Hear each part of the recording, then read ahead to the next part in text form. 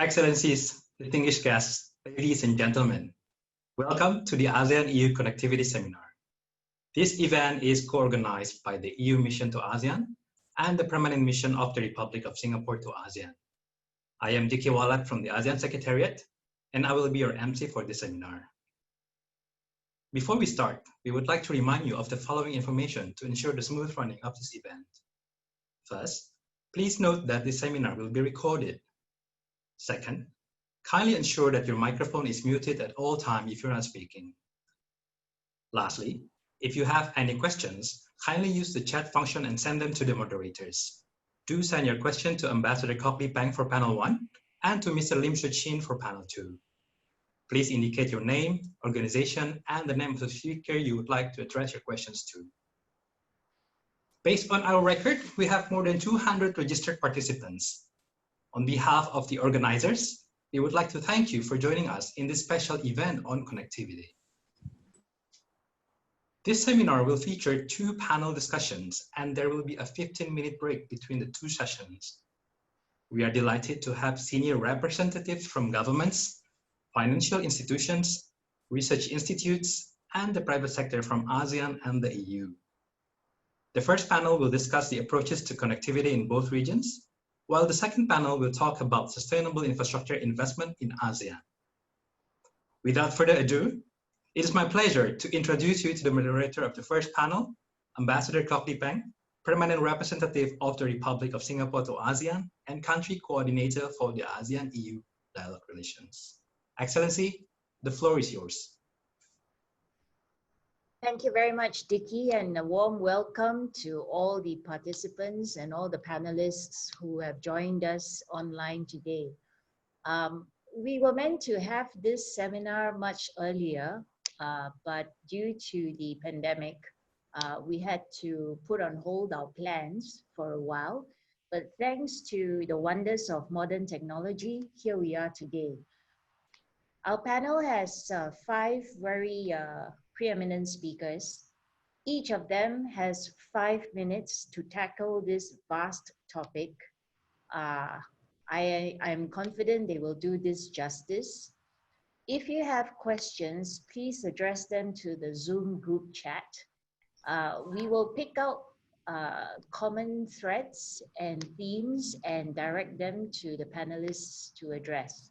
So without further ado, I'd like to call upon the first speaker on the panel, His Excellency Ambassador Tran Duc Binh, who is my boss for the year since Vietnam is both chair of ASEAN, and Ambassador Binh is also the chair of the ASEAN Connectivity Coordinating Committee.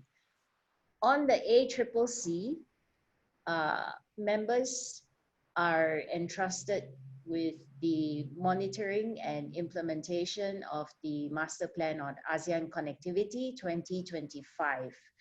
It is an ambitious document that aims to link ASEAN in physical, digital, and people-to-people ways. So take it away, Ambassador Binh. Thank you.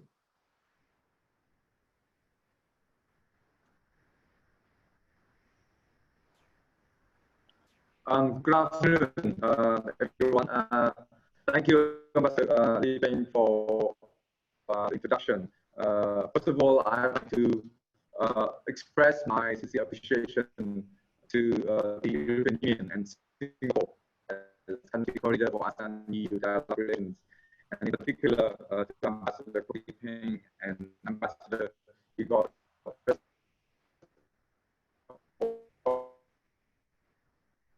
For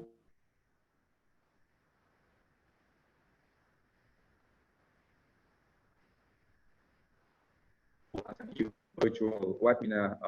Of course, connectivity is a very important element in ASEAN community building. If you recall that the first was launched in 2010, about 10 years ago, with the focus on enhancing the region's physical infrastructures, institutions, and people-to-people relations.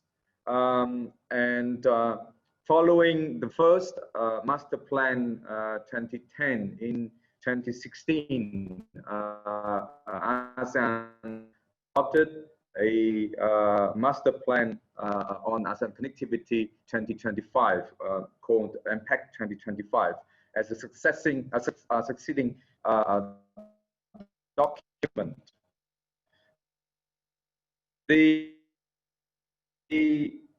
Under our ASEAN in 2020, under the theme of cohesive ASEAN, connectivity features very high on the agenda, and it is actually the number work of connectivity and to promote further promote regional integration, enhancing ASEAN. We and enhancing ASEAN capacity for the fourth industrial revolution.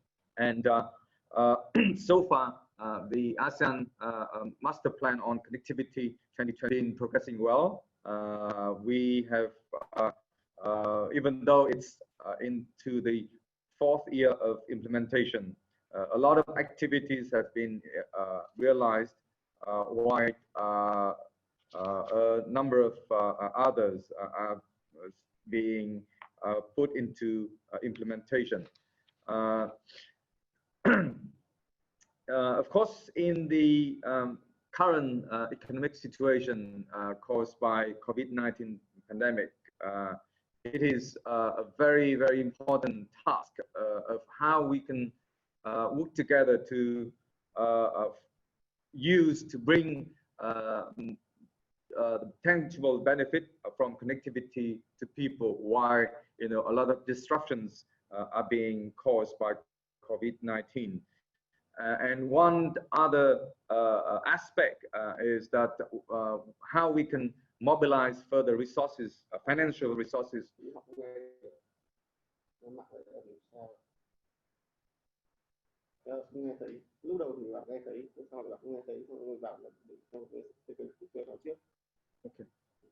Thank you everyone for the feedback on the sound and the connectivity. We're checking with Vietnam again. And we'll try to rectify that and bring Ambassador Bin online again soon. So in the meantime, I'd like to give the floor to our second speaker, Mr. Jean-Louis Ville. I hope I got that right. Absolutely. He is currently the Acting Director for Asia, Central Asia, Middle East, the Gulf and the Pacific in the EU Directorate General for International Cooperation and Development. Without further ado, Jean-Louis, you have the floor. Thank you. Thank you. Thank you very much, Ambassador.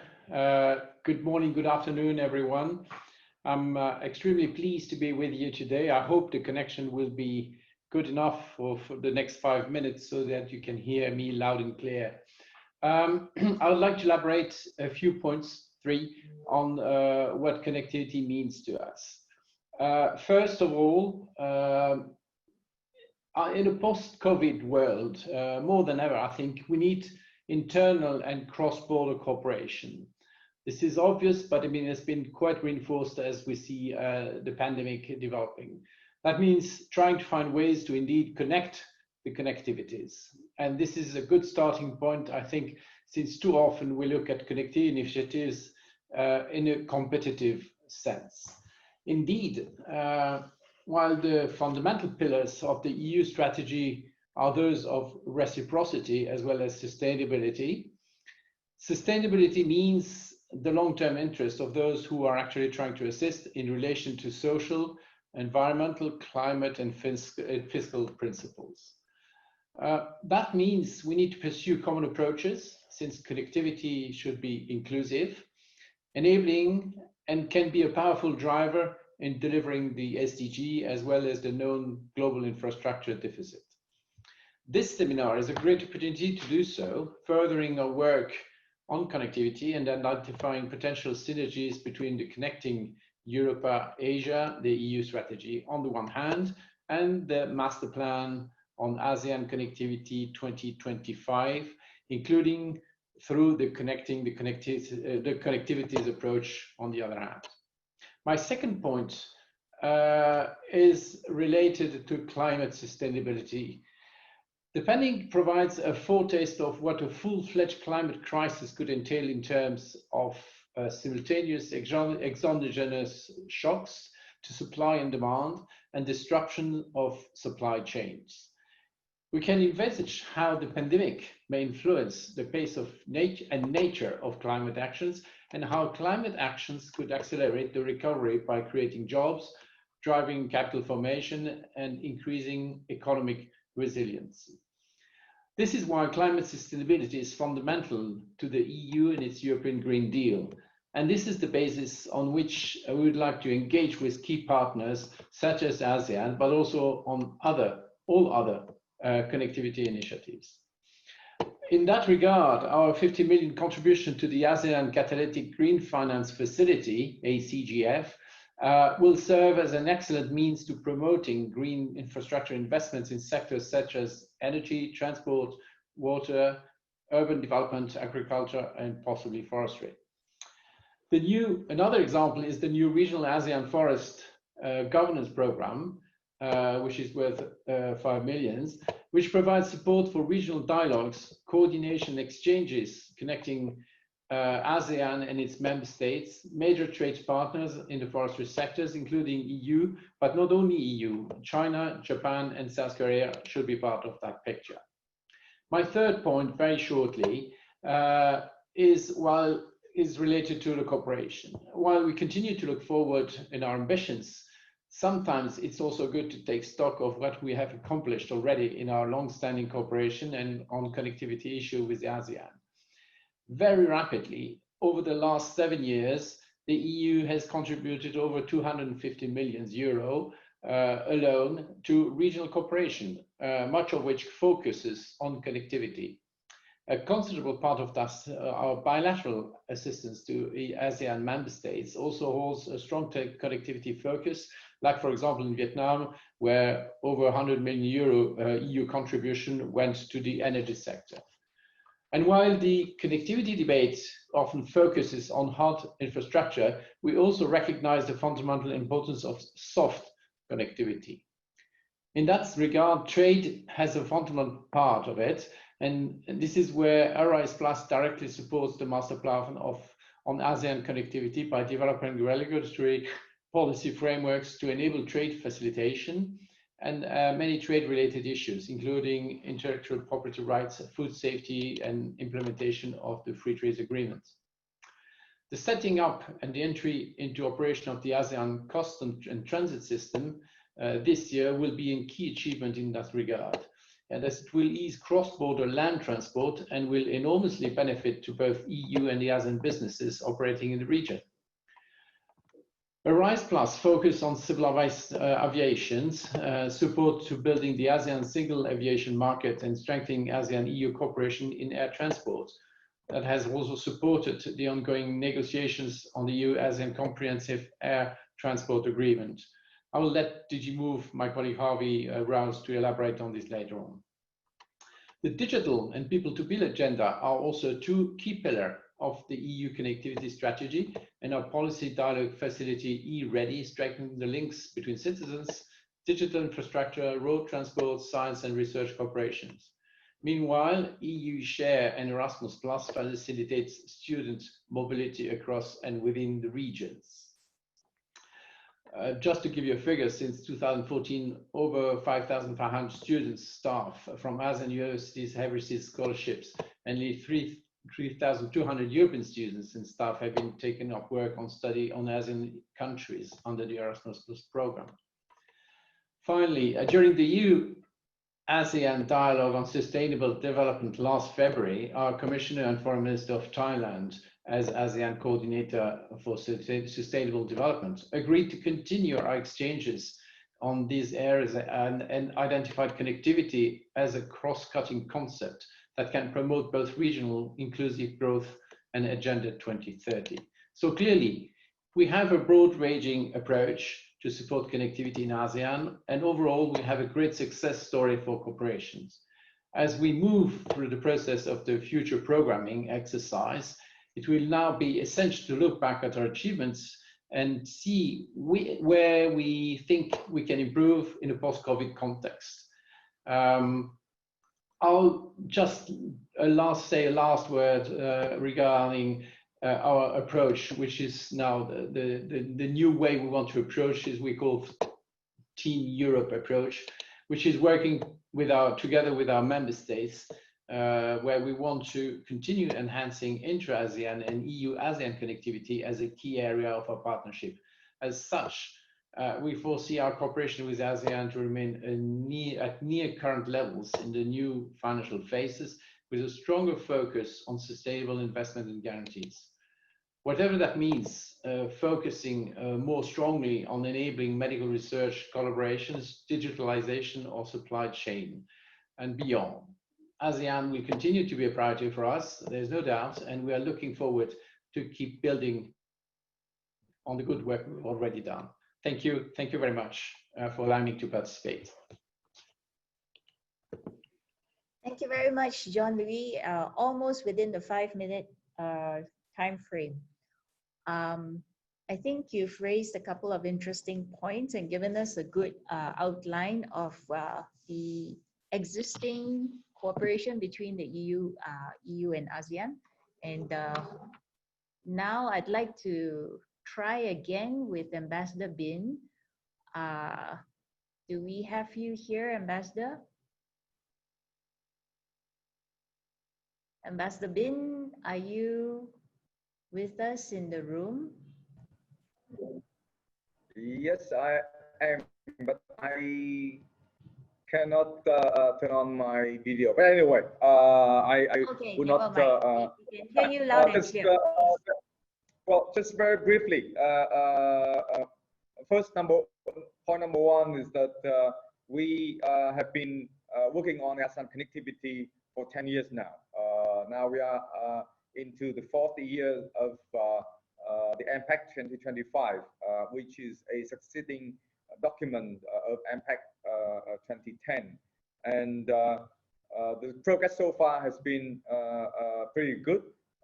We are implementing the rest of the activities that are being planned for this year. And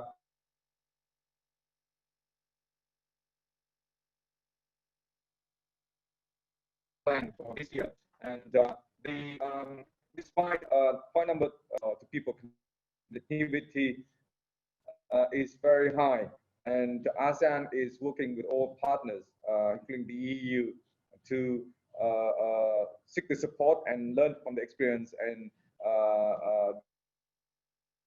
the AMPAC 2025 fast forward.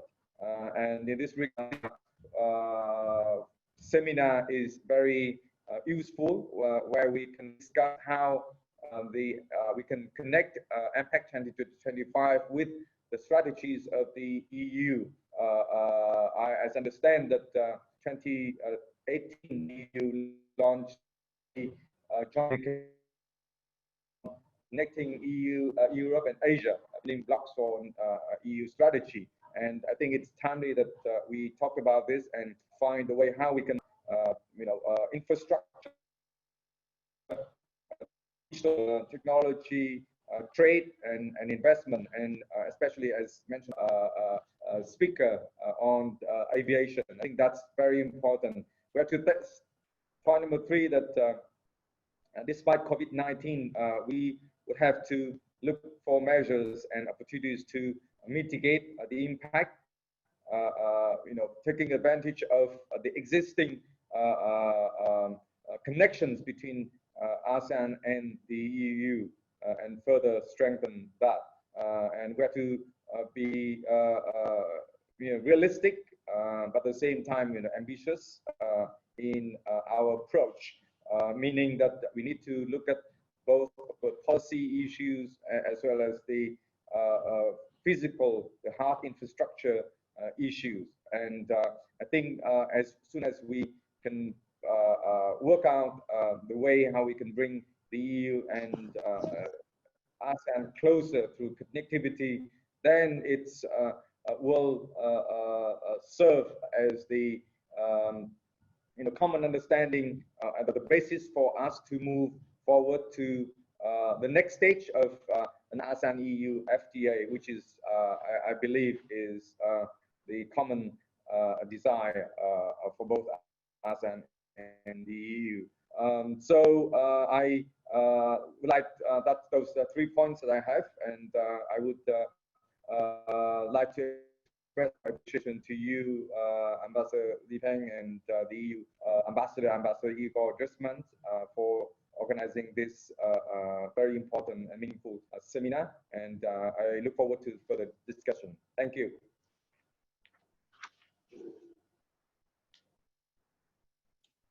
Thank you very much, Excellency, for your three very pertinent points. Let's try to catch up with the schedule. Our next speaker is Mr. Harvey Roos, Head of Unit International Relations, EU Directorate General for Mobility and Transport. Mr. Roos, you have 5 minutes. Take it away. Thank you. Well, thank you very much, Ambassador, and a very good morning to you all, or a very good afternoon to you all, depending where you are. So it really is a pleasure for me to be with you today, albeit, of course, via a computer screen. But I'm sure we would have all liked to have been in person, but I think we're all happy that we can also connect remotely. First of all, dear participants, I hope all your families and colleagues are safe and well. We're living in challenging times, but this has also shown, I think, how effective transport links are so important to us. Now, I'm one who loves citing famous people, and Aristotle actually said that it's during the darkest moments that we focus to see the light. And certainly, while I can't be physically with you today, it really is a pleasure, because ASEAN is my favorite region. I was posted in the delegation in Jakarta for Indonesia and Brunei Darussalam and ASEAN, indeed, as head of the trade section. And it's really pleasing to be with dear friends today. Now, I know that distinguished colleagues on this panel will be presenting insights, if you like, on the geopolitical context. So I wanted to more home in on really transport, why it's important, of what we are doing to enhance it and deepen it. But first of all, must say that in the area of transport, the EU and ASEAN, we enjoy really very constructive relations. Back in 2017, we established what is known as a EU-ASEAN transport dialogue. And we are really honored there because we are the only non-Asian transport dialogue partner with ASEAN. And connectivity, of course, is very much part of that dialogue agenda as we cover all modes of transport. Now, on this slide that you can see on the screens, it really shows why transport and connectivity is so important to the EU and ASEAN. Now, one major reason, of course, is our trade relations. Bilateral merchandise trade has almost doubled over the last decade to over 260 billion euros. The EU is by far the largest investor in ASEAN economies, with a solid investment stock of 330 billion, and that figure has almost doubled in just 4 years. And also, according to ASEAN records, in 2018 alone, the EU had invested more than twice as much as China and 2.5 times as much as the US. So in terms of trade and investment, we have very important relations. And much of the success of that has depended on safe, secure, and effective transport links. Now, pre-COVID-19, tourism between the EU and ASEAN was also booming, and I'm sure that it will bounce back. Now, from this slide, you can see that both passengers and freight have been steadily increasing between the EU and ASEAN since 1996. And in fact, in 2018, there were more than 11 million passengers traveling between the EU and ASEAN. So to state the obvious, we would not be able to have the transport of goods and to ensure this people-to-people connectivity if we did not have regular flights and maritime links, for that matter, between our regions. Therefore, connectivity for me is about having effective, sustainable, safe, secure transport links between countries and regions. And the interoperability, increasingly, of those transport links really does enhance that connectivity. And therefore, that is the key enabler for trade and people-to-people connections. And we must do our utmost to enhance that transport connectivity. However, we must do it in the most sustainable way forward, and sustainable in the broader sense, from the environmental, social, financial, fiscal points of view. If we can go to the next slide, please. One of the most obvious examples of real connectivity, and Jean-Louis, the previous speaker just before Ambassador Tran Duc Bin, talked about the EU-ASEAN Comprehensive Air Transport Agreement. Now, once this is agreed, and we look forward to this being the case very, very soon, it will be the first ever region-to-region open skies agreement. I'll repeat that, the first ever region-to-region. It will cover 37 countries in total, and it will help create favorable travel conditions to over 1 billion people. So it will not only facilitate market access between regions, but it will also cover social, environmental, air traffic management aspects of air connectivity. Another example I would like to share is about sharing the intra-regional connectivity experience. So aviation is growing fast in ASEAN countries, and the region faces similar challenges like we do: increasing congestion in your skies, delays, and of course, increasing carbon dioxide emissions. Next slide, please.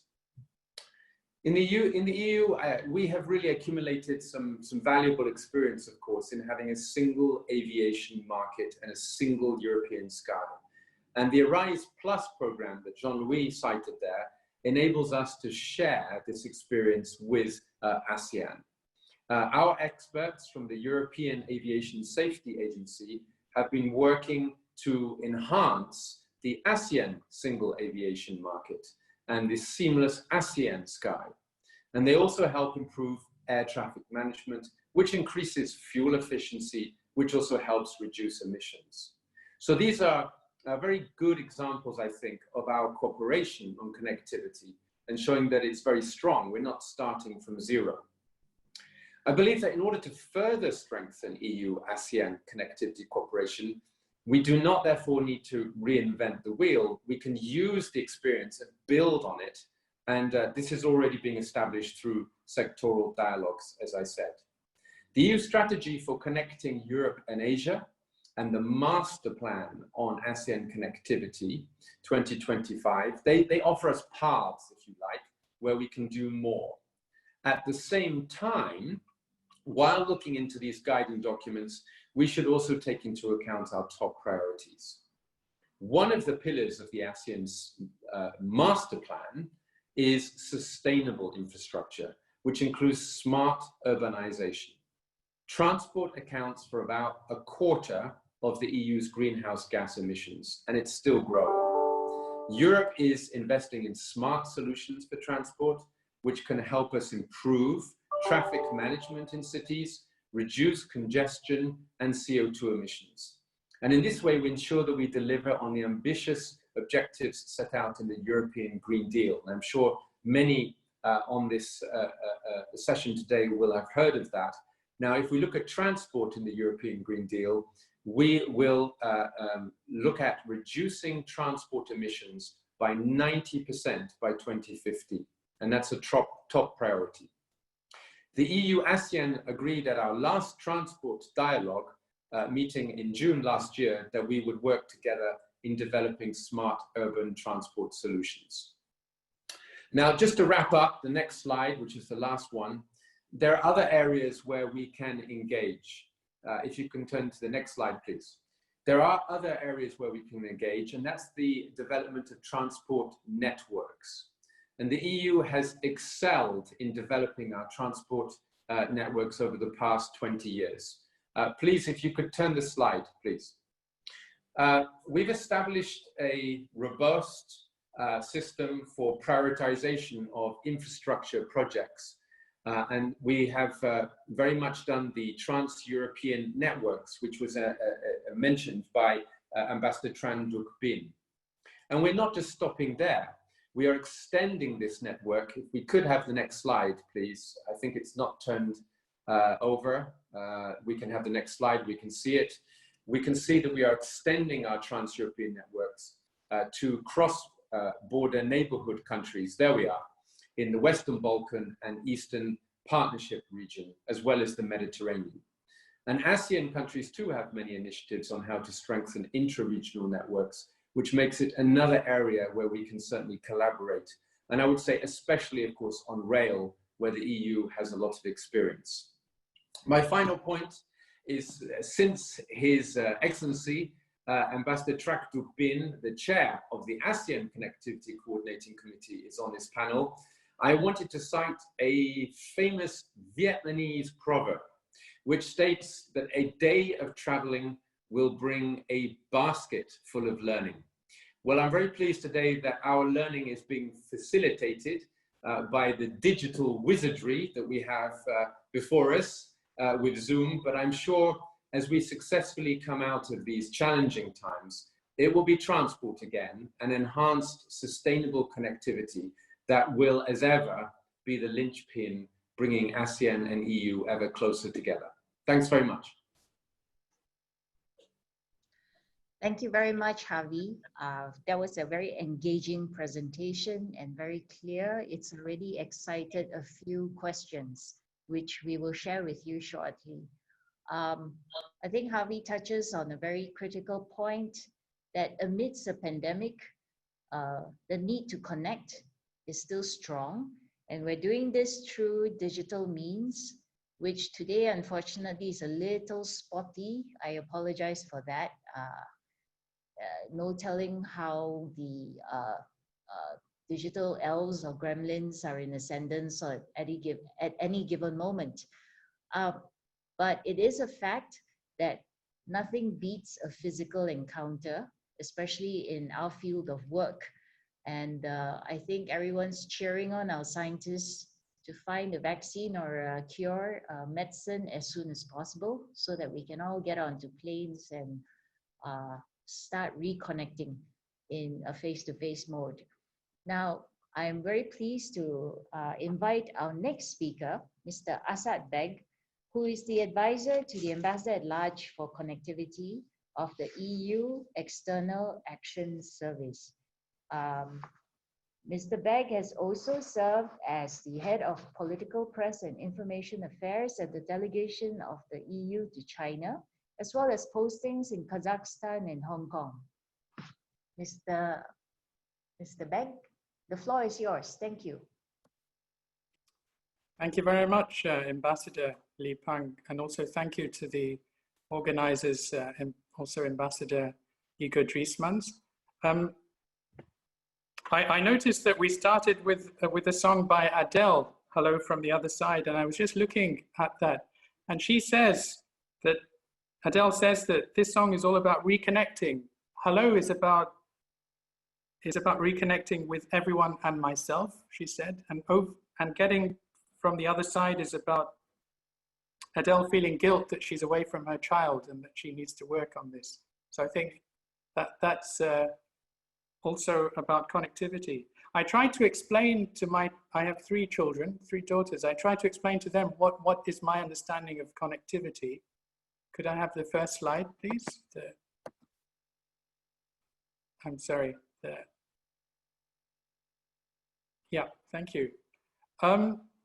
So I think what I understand is it's also the power of three. What are the three things that come to mind for connectivity? Number one, I think it's about people.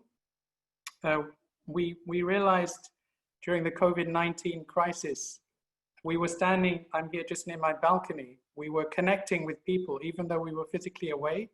We needed to then engage with people. So we are almost homo connectors. People need connectivity.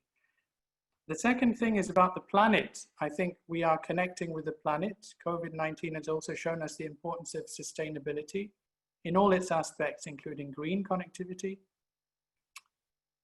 And then I think the third thing is partnership. We work together between the EU and the member states. I think connectivity is in our DNA. We've been working on the single market. It's also about the private sector and connecting the public and the private together. And as mentioned by the previous speakers, by Harvey and also Jean-Louis, it's about hard and soft connectivity. And if I look at if I take my euro note out from my wallet, the common thing is the bridges. So we are building bridges. Bridges are there, and I think financing is going to be key. If I try to turn to the next slide, sorry.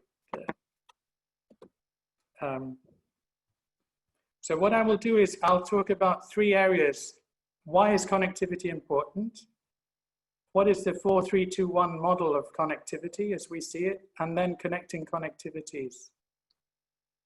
So why is it important? I think connectivity it's the foundation of global growth and trade. It's like an artery for the world. And I think we need to keep our supply chains open, safe.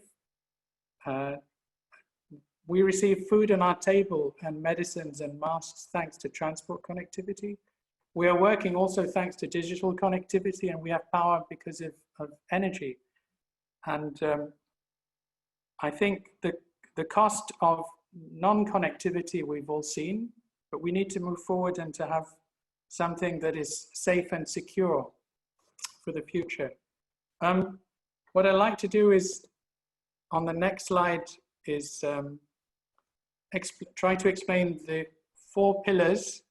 And I think those have been enumerated and explained by my colleagues as well. So I think transport is of course key to have safe and secure links. Energy, we need it also to be interconnected and also to power our growth. Digital, we need e-health, e-commerce, e-governance, dare I say. And I think this is going to be we are connected now to the other side from Europe and ASEAN, thanks to digital connectivity. And the key thing is the human dimension, because we will be having think tanks, entrepreneurs, young leaders, media, civil society. We all need to work together in partnership. So those are the 4 pillars of the connectivity strategy as we see it. We then have three parts of this triangle, 3 work streams. The first one, from the European Union side, oh, sorry, I need to be re-educated by my daughter on PowerPoint. But there we have 3 areas are looking at partnership, also looking at networks, and also looking at financing. As regards the 2 principles that you see at the top of the screen, that is the principle of sustainability, as mentioned by colleagues. It's not only green, but financial, social, economic, and fiscal. And then you see the level playing field. We want to engage with our business on equal terms with all others. And I think our overall goal is prosperity at home and abroad. So that's the 4 pillars, the 3 parts of the triangle, and our 2 principles and the 1 common goal. I'll now turn to on the 3rd part, which is now looking at connecting connectivities. So we have a partnership, and I think Ambassador Li Peng was asking why we have a picture of, well, I mean, the explanation is that this is our first partnership. We're looking at quality infrastructure and sustainable connectivity between the European Union and Japan, working in the world, including in the Asia Pacific region. And I was looking at the statistics. 70% of German businesses are in Japan, not because of the Japanese market per se, but they are there in order to work together with their counterparts in ASEAN and other markets in the world. So I think this is the first, but not the last connectivity partnership that the EU is engaged in. My next slide is then looking at connecting the connectivities. I think, as mentioned by my colleagues and the ambassador from Vietnam, we have many synergies between our vision of connectivity from the European Union side and also the vision and strategy and plans and financing from ASEAN. So I think as we work forward, I think there are many areas where we can translate these commitments into actions and build on the substantive work that we've already done, as was mentioned by my colleagues, Jean-Louis and Harvey. I would like to also end with a quote from, today is the first day of the German presidency. We heard from the ancient thinkers, and also I would like to quote from von Goethe, a German and also world thinker, who said, "Whatever you can do or dream you can, begin it. Boldness has 3 ingredients: genius, power, and magic." And I think those can also inspire us today to renew our connections and not hello to the other side, but greetings and cooperation and friendship. And I hope we can work together between the European Union and ASEAN on our common goal for prosperity, peace, and stronger partnership for the future. Thank you very much. Thank you very much, Asad. That was a very interesting presentation, especially the 4-3-2-1 EU strategy. Very clear, and I particularly enjoyed the way you elucidated that.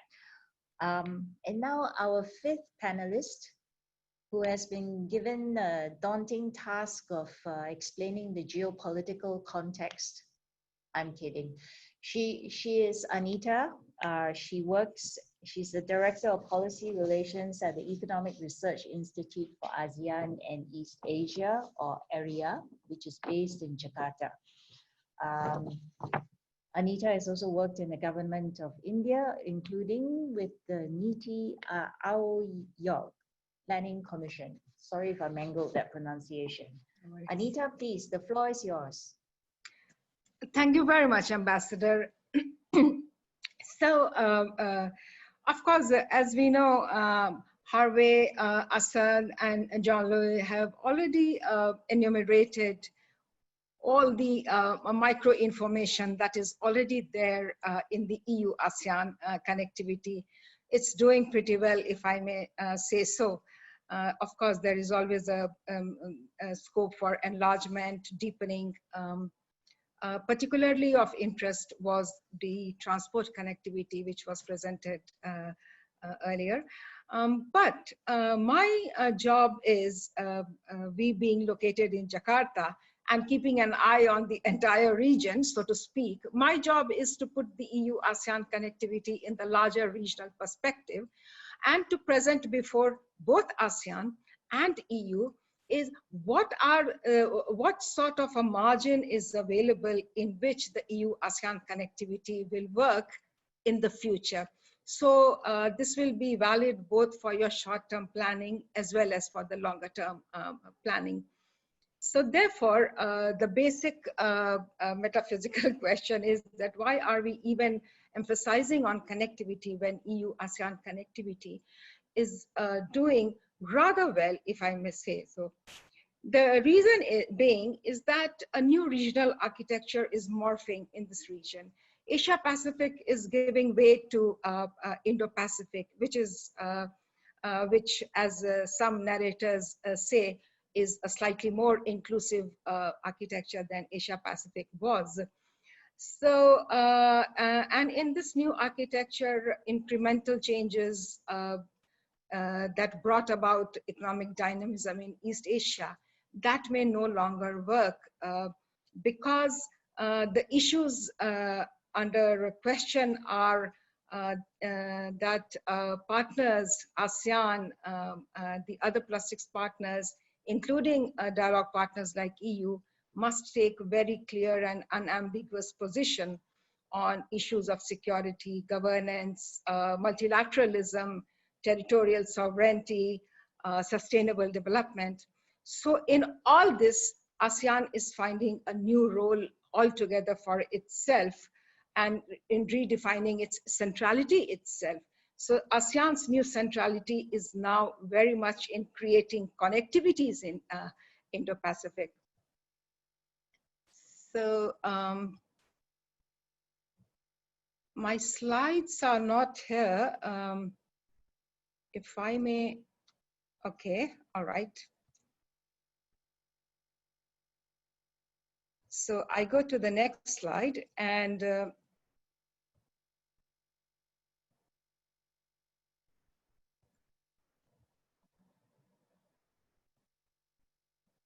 cannot seem to move it. Can someone from the hosting team help me in changing the slides? Can we move to the next slide, please? Yes, thank you. So ASEAN has, up till the present, maintained connectivity with various institutional arrangements such as APEC, ASEAN +3, ASEAN +6, that's the East Asia Summit. India, US, Russia, EU, Canada, all are its dialogue partners, although Africa is still missing in this conversation. The Impact 2011, RCEP, these were all the instruments that ASEAN has been using very successfully so far. However, it's the future that is really important now. For future also, ASEAN has Impact 2025 and the ASEAN Outlook on Indo-Pacific ready. The Impact 2025 is already in progress. But at the same time, ASEAN's dialogue partners have also got various plans in hand, and which includes free and open Indo-Pacific, the ASEAN-India connectivity, the Belt and Road Initiative, the Asia-Africa Growth Corridor, and of course, the building block towards strategy of connecting EU and Asia, which was brought about in 2018. So among all this, how are we going to define connectivity for this region, and how would EU-ASEAN connectivity actually move forward in the years to come? Can we go to the next slide, please? Next, yes, thank you very much. So according to this slide, and if we go by the task that we were given before the panel started, was how to define connectivity in this age when there are several connectivity ideas and plans floating around in the Indo-Pacific region. The first 3 bullet points very, very briefly surmise it. Connectivity is an international strategy for growth.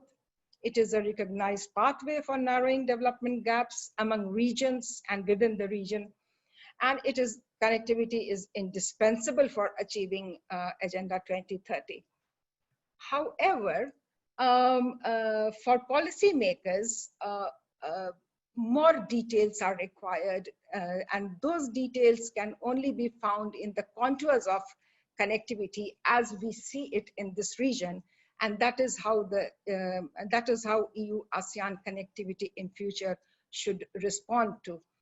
That we are not inventing the wheel here. Connectivity has always existed.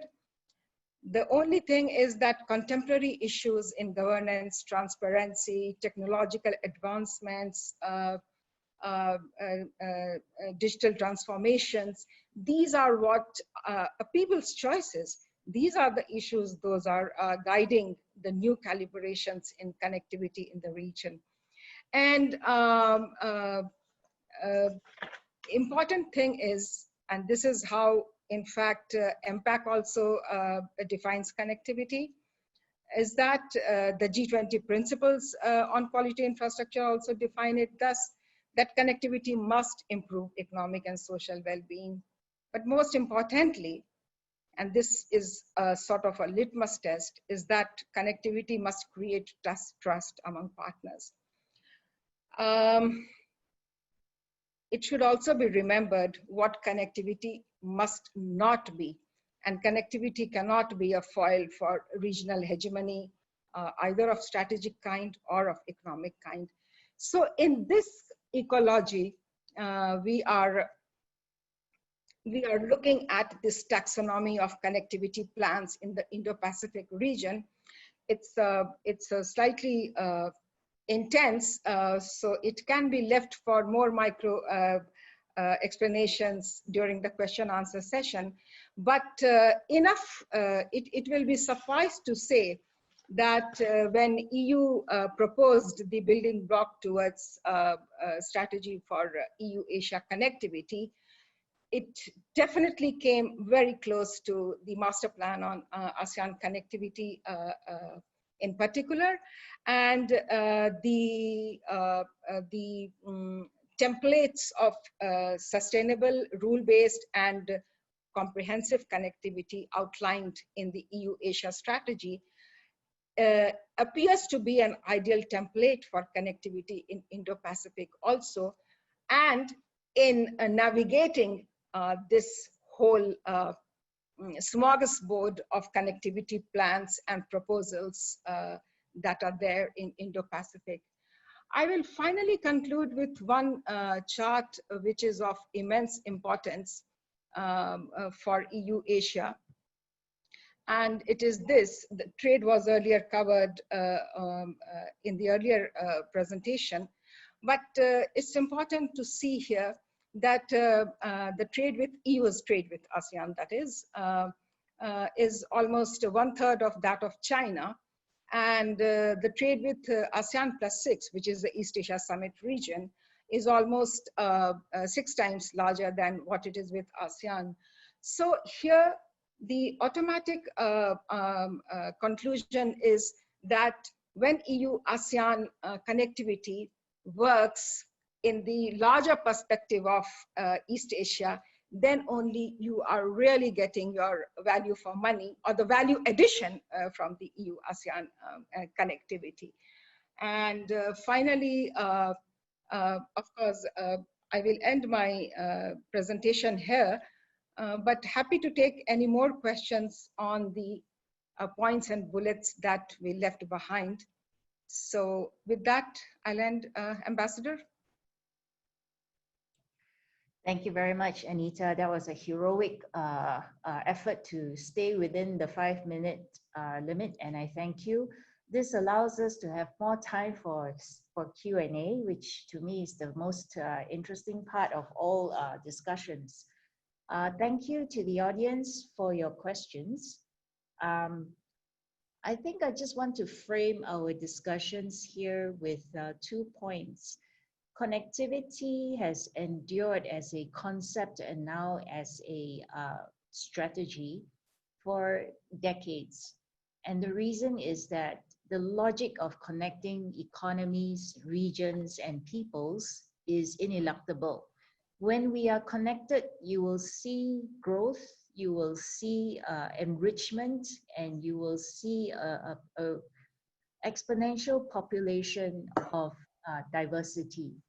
And that remains true today, even as there are anti-globalization forces in play. So connectivity is very much an asset for efforts to keep us bound together and to keep us working together for mutual prosperity, as the 4-3-2-1 plan has it. Secondly, I think connectivity is both a strategy as well as a tactic. And Anita has addressed it from the strategic point of view.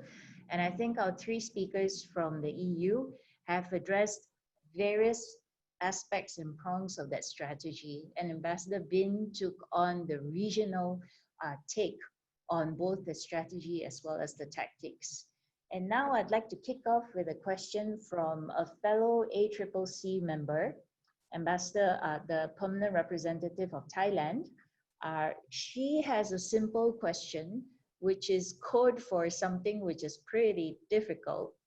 And I'm going to throw this to all panelists.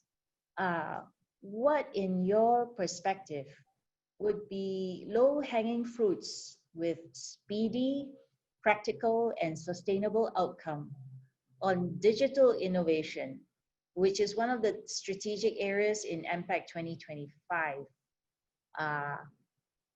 And all this within the context of the challenge of the COVID-19 pandemic. I'll just repeat it. What are the possible, from your perspective, what are the possible low-hanging fruits with a speedy, practical, and sustainable outcome in the field of digital innovation? Would anyone like to start? Maybe Ambassador Bin? Ambassador Bin, okay. Yes. Yes. Thank you for this question. I think it's quite intriguing, and as you said, it's quite difficult to answer thoroughly. But I think what we have seen over the past few months since the onset of COVID-19 pandemic, the use of technology, digital technology, video conferences have been on the rise. And we have seen that it has helped people stay connected, and businesses stay connected. I think that is a statement of how the development of technology in the region has helped businesses and people, stay together.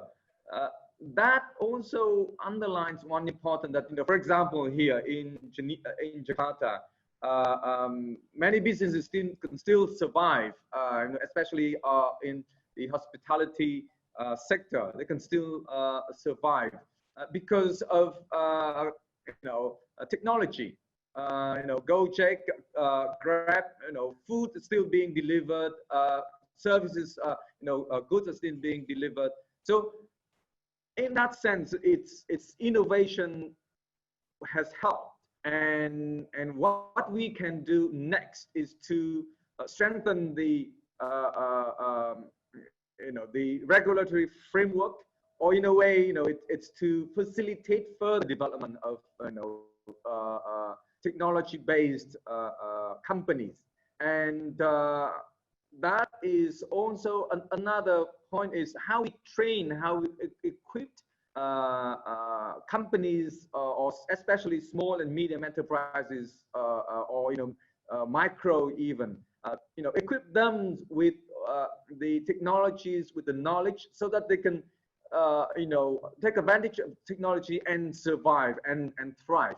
So I think that is probably the most important thing that we can do as a region, which is of course part of the innovation.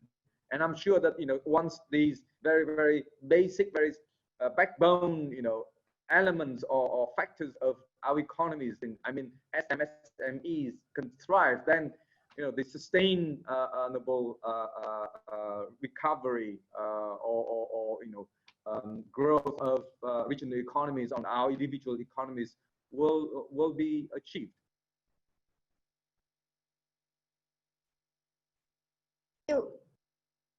Thank you, Ambassador Bin. I think we can approach this topic from many aspects, and I think yes, regulatory frameworks definitely need to be strengthened.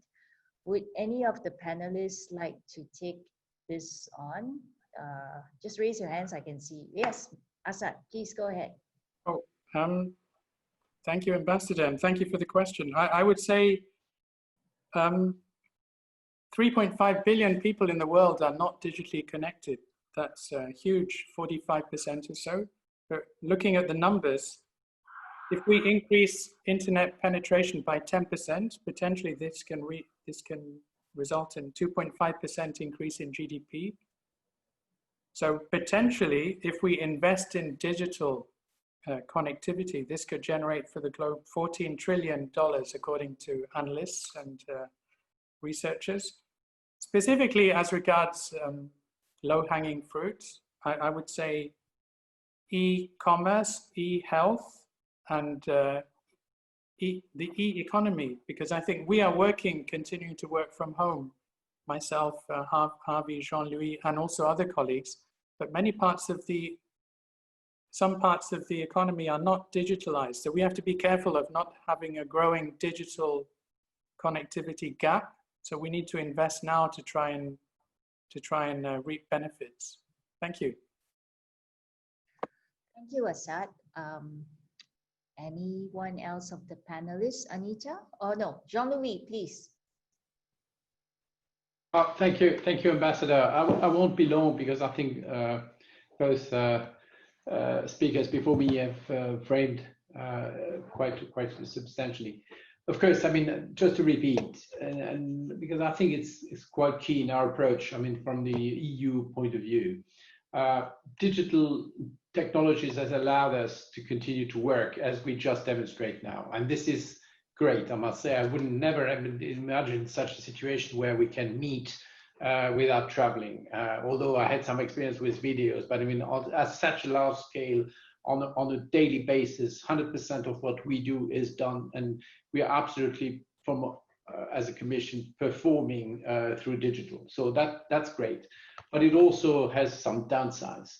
First, I mean, if we want to work as we do, we need definitely a secure digital environment. It's not something that we can use let's say on an amatorial basis. Of course, there are challenges and risks, and that we definitely need to frame into a sound regulatory framework that protects societies. Cybersecurity is an issue. It needs to protect our economies to work. Otherwise, we will face difficulties and challenges. It needs also to guarantee personal data protections, rights and freedom online. So there's a vast range of issues where we should work, and we can work together. Second, as Asad just mentioned, I mean, there are plenty of people in the world that are not connected.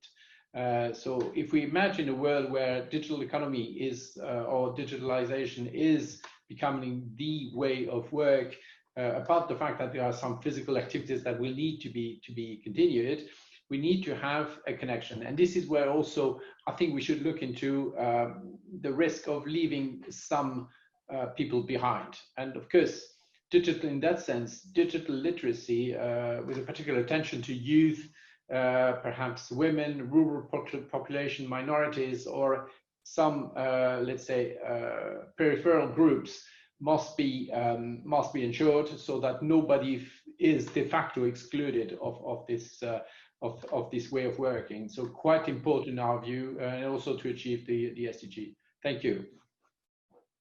Thank you very much, Jean-Louis. And Anita, please. Yes, thank you, Ambassador. Before the COVID pandemic, most of the policy conversation around digital connectivity was in an either-or format, that you move away from physical and move into digital connectivity. That is to say, both had different pathways and different regime. But the COVID-19, and this has come out in the ASEAN Economic Ministers' statement also, that if physical connectivities have to be resilient, then digital connectivity adds to that resiliency. So perhaps this is a time to not to see the two forms of connectivity with a firewall in between, that you leave physical and move on to digital. Now we are looking at a situation where digital actually helps in making physical connectivity resilient, or when the pathways of the physical connectivity are broken, then digital connectivity infuses this sort of resiliency into that connectivity. So this kind of a complementary outlook is now more important. I mean, this has become more obvious since the crisis. Yeah. Thank you, Anita. You make a very good point there. And I think Javi has asked for the floor. Javi, please. Yeah, thank you very much, Ambassador. Just a very quick point. I mean, as regards transport, of course, we are seeing ever more the digitalization of transport. It's both a challenge, it's also an opportunity. Jean-Louis mentions cybersecurity, of course, is a big problem. But what we see more and more in terms of the digitalization of transport is that transport, if you like, becomes mobility as a service. And therefore what we are seeing is, you know, we're all now talking through computers or mobile phones. That is becoming more and more an integral part also of transport. Plus, you will have, of course, in the future, I mean, I don't think this is necessarily a low-hanging fruit, but we will have intelligent, increasingly more intelligent transport systems. And we will have, for instance, automated and connected systems with cars and so forth. This will also have its advantages in terms of making mobility smarter, safer, greener. And that, I think, also applies in the post-COVID-19 world, where you know, people will want to know that they can use transport in a safe and secure manner, and certainly digitalization is going to assist in that. Thanks. Thank you very much. I find that we are all in a bit of a paradox nowadays, because we're talking about connections that are physical, that are digital, and yet we're all staying home alone. But I suppose we'll be able to square the circle somehow. I have a few specific questions, but I'm going to generalize them. I'm going to pose two more questions because I'm conscious of the time. I'm just going to pose two more questions, and then I'd like to invite responses from panelists who want to respond. The first is, Anita's in the presentation already said that there are lots of linkages between our regions, EU and ASEAN. Javi is talking about adding one more piece to the puzzle, namely air links, and then in future, intelligent mobility, which I like the sound of. Now, where should we link up with? Because within each of our regions, it's no secret that we have various aspirants to be air hubs, sea hubs, maritime hubs, digital hubs, etc. So even as our regions cooperate with each other, we also have a healthy level of competition amongst ourselves. How do you see region-to-region connectivity proceeding? Would there be multiple sub-regional hubs, or would there only be sectoral champions from each region? Anyone is welcome to take this question, which came, by the way, from someone I think based in Vietnam. Show of hands, anyone? Okay. Anita, please. Anita, you have the floor. Your mic is off. Your mic is off. Yes, a very intelligent and pertinent question, if I may say so. Air mobility is the sort of a litmus test of connectivity plans, regional connectivity plans passing through the hoop, so to speak. The EU-ASEAN CATA was mentioned earlier, and personally speaking, I'll be very happy to see this come through, because more and more as we move forward in bringing inter-regional partners together, then bilateralism is now giving way to trilateral relationships, and multilateral is even better. But in multilateral situation, getting the consensus is the toughest part. And this we have seen in the ASEAN-India Open Skies negotiations, which has not come through. And forget ASEAN-India, even within ASEAN, we have not seen the complete sort of a formulation of the policy. So, so when several freedoms remain pending, then air mobility, till that time, air mobility cannot be the kind of the flag bearer of inter-regional connectivity.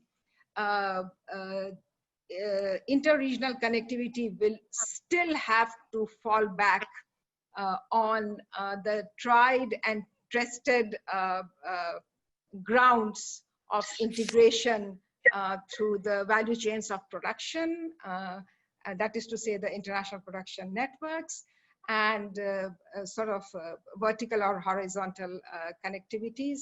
So that will still continue to remain your ultimate passing marks for a good connectivity, as to how closely you are integrated into the value chains with ASEAN or Asia, a larger Asian region.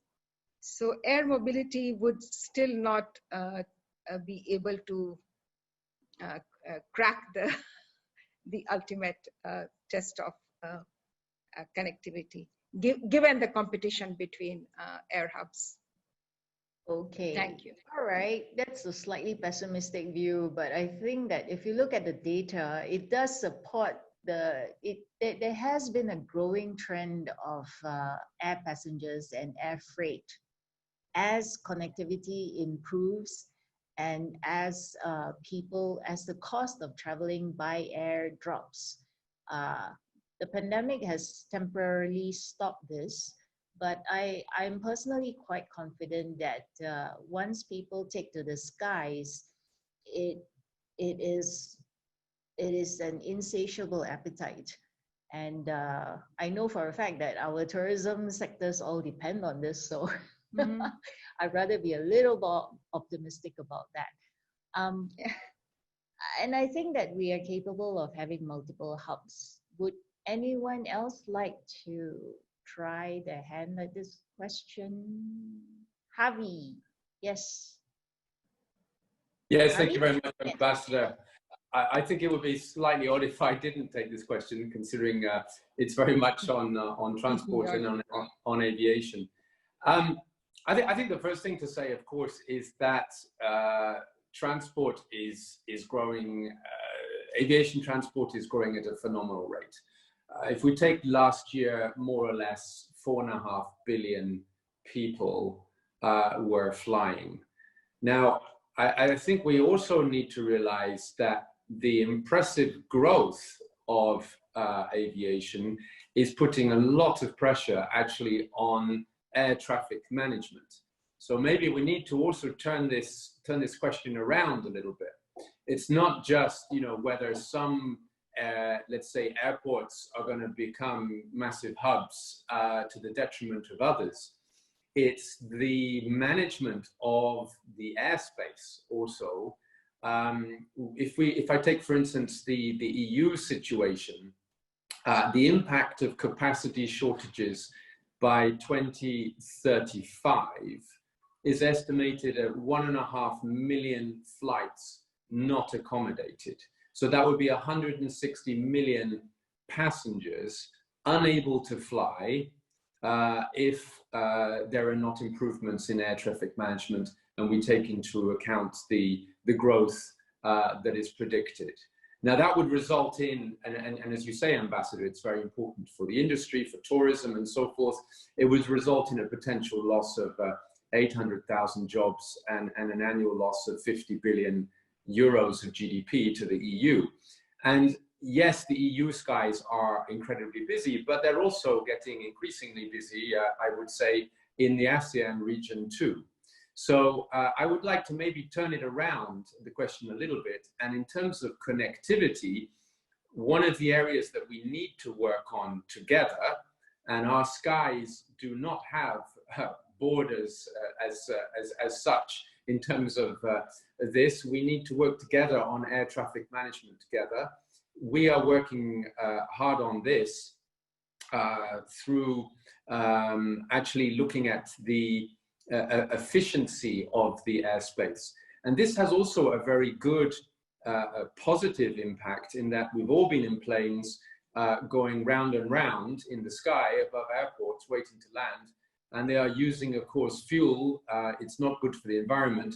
So the more efficiency that we can have in the airspace, the better we can manage it, and then also we can, let's say, address these very likely capacity issues. Thank you. Thank you, Harvey. You're my best friend now. ASEAN is doing a lot in terms of airspace and air services and air rights within ASEAN and also with our dialogue partners. And I'm personally very excited for Qatar, and I'm hoping that we can conclude this as soon as possible. I saw an earlier question, and this is going to be our last question. Again, it's going to be open to the panel. I saw a question about the possibility of our regions working together on the subject of energy. And I'd like to bring this in with the constant theme of sustainability. I mentioned earlier that ASEAN is very much a carbon-based region, although we are looking at renewable energy as far as possible. And the EU has revealed its green platform. So how do you think we can find a way to work together under the connectivity rubric? I'm going to check if Ambassador Bin, you want to maybe say a few words about this? If you do, please unmute your mic and then we can take it up. Or meanwhile, I would like, yes, okay, please, Ambassador. I'm sorry, what's the question? I'm sorry, I got carried away just with something. Yeah. No worries, no worries. The question is, how can ASEAN and EU work together on energy under the rubric of connectivity, given that our ASEAN region is still carbon-based, largely carbon-based, although we're looking at ways to move into RE and sustainable development. And the EU has unveiled a very ambitious green plan. So would you care to share your thoughts, Ambassador Bin?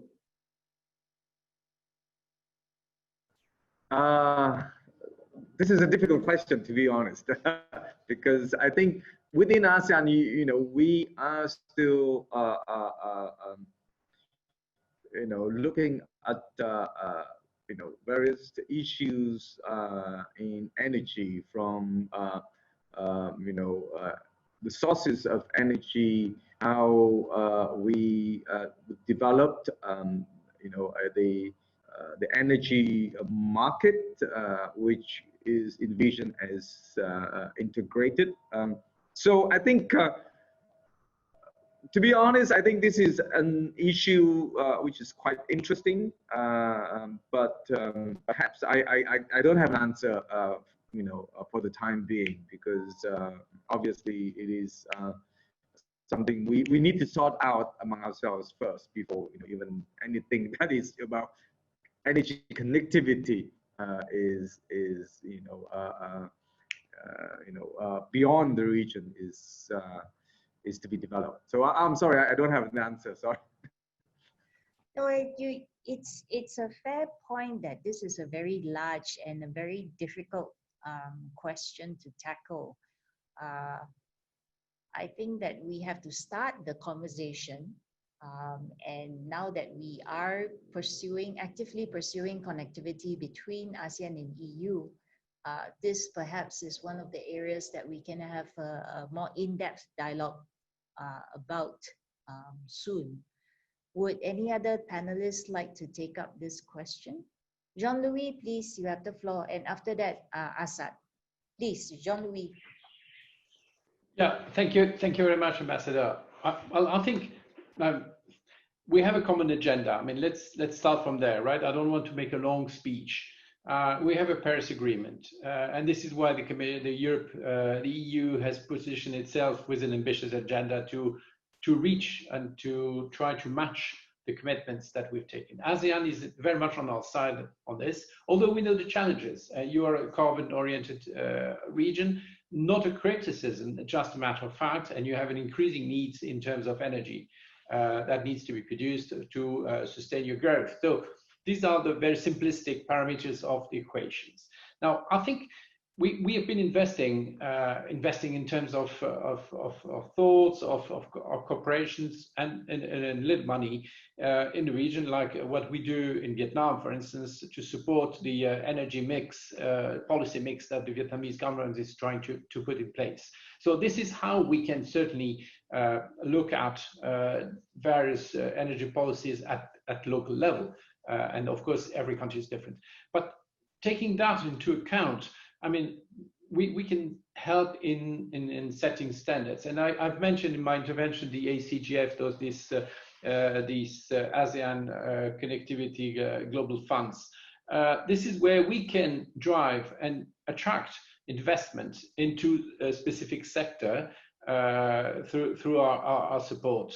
And I think energy could be a good example of that, where we could try to attract more public and private investment into the energy sector, so that the transition from the carbon-based energy production in the region moves into a more, let's say, environmental friendly type of production, be it renewable, be it water, be it or energy efficiency perhaps. So there are a lot of things that we can perhaps, of course, it will not change dramatically from one to the other. And we know that because we also experience the same challenge in our transitions to the green, let's say, to the 2050 normally carbon neutral society we're aiming at. So, but clearly, this is a field where we can definitely work together, have a further dialogue, as you suggested, Ambassador. Thank you. Thank you very much. I think all our panelists want to speak on this point. So I'm going to give the floor to Asad now. Asad, and then Harvey next. Thank you. Thank you, Ambassador. And thank you to the questioner Benny Suryadi, I understand. As mentioned, I think we have the Green Deal, which is a key priority for the EU. And that's also helping others moving towards a low green and clean transition. I would say, just looking at the statistics, since the year 2000, Southeast Asia has increased its energy demand by 80%. I see that some researchers have predicted that by 2040, the energy trade deficit could rise to $300 billion US. So ASEAN region could be a net importer of fossil fuels. So maybe three areas where we could look at is the EU sharing its experience of the Green Deal, on efficient regional and global energy markets. I know that there is a dialogue. Our colleagues from DG ENER from the Commission, I think, are in touch with the counterparts. Another area, as mentioned by Jean-Louis, is investing and getting the private sector on board. I know that we've had, under the Juncker Fund and the Juncker Plan, we have put in 33 billion euros and generated $500 billion, 500 billion, which is a factor of 15. So I think investing in clean energy would be a good one. It's not going to be easy, but we have to start, as Harvey said, step by step. And then the last thing, I think it's maybe looking at research and development and sharing best practice and some of the things that were mentioned, like smart cities, Internet of Things, e-commerce, and the importance of having more efficiency in our existing energy systems. So regulation, investment, and them being maybe more joined up. Thank you.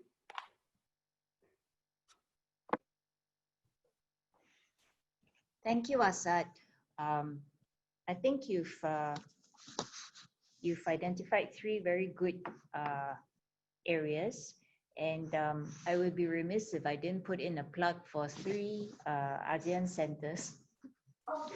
It could be possible partners. First, ASEAN Center for Energy, which is based here in Jakarta, doing a lot of good work, both in traditional and new sources of energy. Second is the ASEAN Center for Biodiversity, which is based in the Philippines. What is the link between biodiversity and energy? Well, you never know when your next fuel cell is going to come from. And the third is our new ASEAN Center for Sustainable Development, which is based in Thailand. That was set up with the express mandate to look at ways that ASEAN countries can continue to grow in a sustainable and green manner. And well, they've already reached out to the EU and they've held 3 dialogues, I think, now on sustainable development. So yes, but I've done my bit for ASEAN. And now, Harvey, what would you like to add to this conversation? Yeah, thank you very much, Ambassador. I mean, decarbonization, of course, is one of the main challenges of the transport sector. Transport is essential for our economies, of course, but it accounts, if I take the EU, for example, it accounts for 1/4 of our greenhouse gas emissions, and these continue to grow. So if we look at the different transport modes, the biggest polluter by far in the EU, and I imagine in ASEAN also, of the transport sector is road. It accounts for over 70% of total emissions. And then you have actually sea and inland transport, and then you have aviation and then railways. Now, although aviation sector is the 3rd biggest polluter in terms of global house emissions, it is almost doubled actually its carbon footprint since 1990. So transport does actually risk being the biggest emitter of CO2 emissions by 2030 if no policy measures are taken. And that's why in the European Green Deal, which has been mentioned, which was adopted back in December, it includes a specific target for transport. And that is that we seek to achieve a 90% reduction in transport emissions by 2050. And our goal really, therefore, is to create a more efficient and sustainable transport system. I think it was Churchill who famously said that difficulties mastered are opportunities won. And there we must see this, it's going to be difficult, but we must see it as an opportunity. And there are multiple ways of achieving this goal. For instance, through increased use of alternative fuels. And there we could definitely work with partners. Certainly in Asia, many Asian countries are very advanced on looking at alternative fuels, and we could work more with ASEAN there. Price signals, so internalizing costs through road charging, for instance. Technical and digital solutions and innovations. We discussed this a bit earlier in terms of digitalization. And then promoting a sort of multimodality, if you like, so shift to lower emission modes, especially rail and inland waterway transport. So we've been putting an emphasis very much, as I mentioned, on alternative fuels for all transport modes. And we're developing policies on this and incentivizing them. Even going back to 2014, we already passed legislation on this in terms of electric vehicles, hydrogen, liquid natural gas, and across the board, you know, in terms of maritime, aviation, and of course road. And there, I think, in terms of alternative fuels, it's something definitely that we could work together with ASEAN on in the future. Thanks. Thank you very much, Harvey. Anita, do you want to add? You need to unmute, Anita. Yes, thank you, Ambassador. I just wanted to quickly point out that finding a common ground between EU and ASEAN in terms of energy connectivity is because EU is quite ahead in achieving its stated goals. ASEAN is has still got a lot of concentration on renewables still. Coal is also very much on offer, although clean coal technology is something which ASEAN can do well with.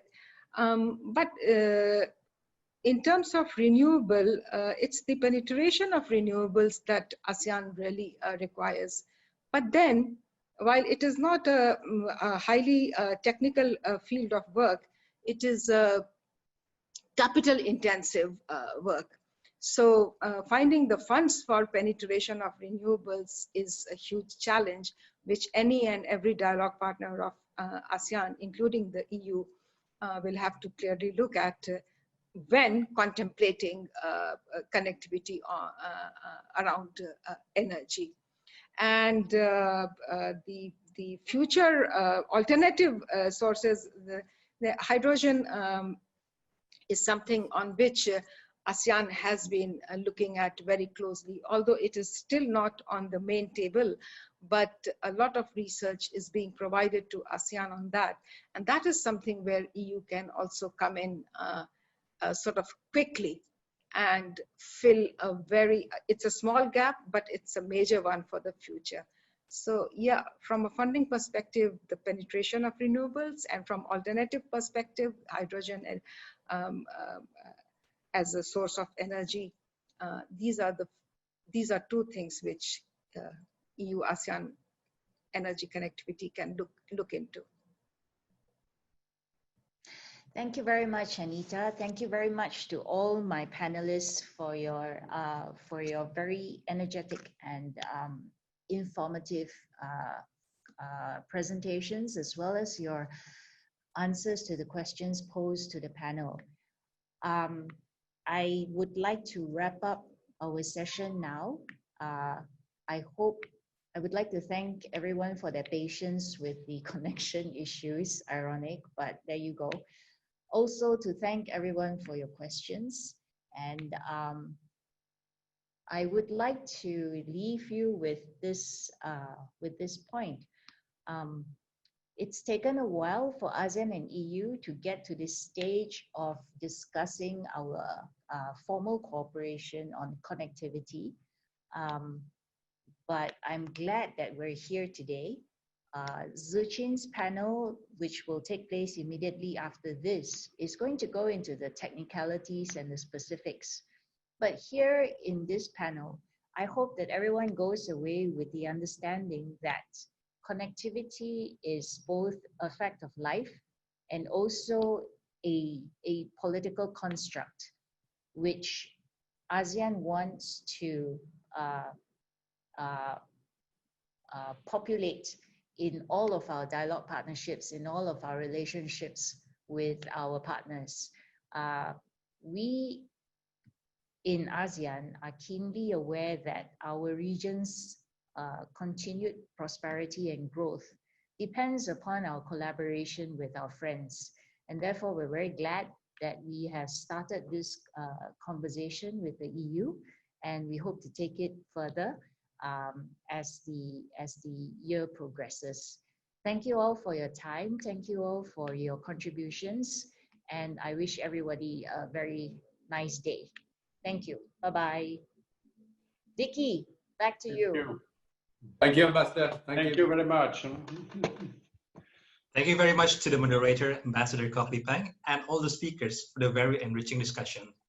We hope you have enjoyed the first panel and have taken some interesting insights from it. Before we go into the break, we would like to invite you to a 2-minute video the EU has prepared. This is about its project supporting connectivity between the EU and ASEAN, and also within ASEAN.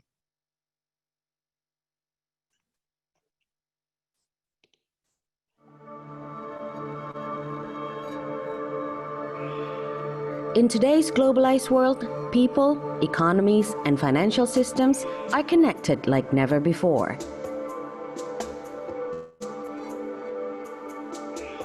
This connectivity is essential to address today's urgent global challenges. The EU supports connectivity both among ASEAN member states and between the EU and ASEAN regions. Connectivity that is sustainable, comprehensive, and rules-based. The EU strengthens connectivity through the networks, dialogues, and exchanges that link the EU and ASEAN. The EU supports economic connectivity that facilitates trade and supports global trading standards.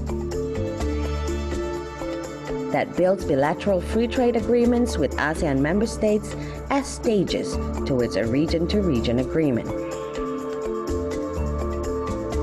The EU-ASEAN Comprehensive Air Transport Agreement will be the first region-to-region agreement covering safety, security, and air traffic management. In line with the European Green Deal, the EU also supports green infrastructure investment in ASEAN.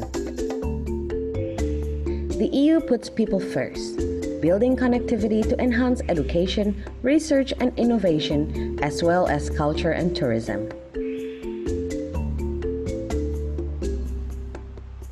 Connectivity is at the heart of everything that EU does. We aim to build a stronger EU, a stronger ASEAN, and a stronger partnership so everyone benefits.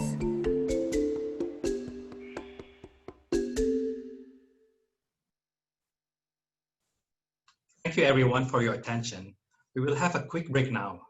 Please keep your Zoom connected and get back to your seat at 3:50 p.m. Jakarta time or 10:50 a.m. Brussels time for the second panel. Thank you.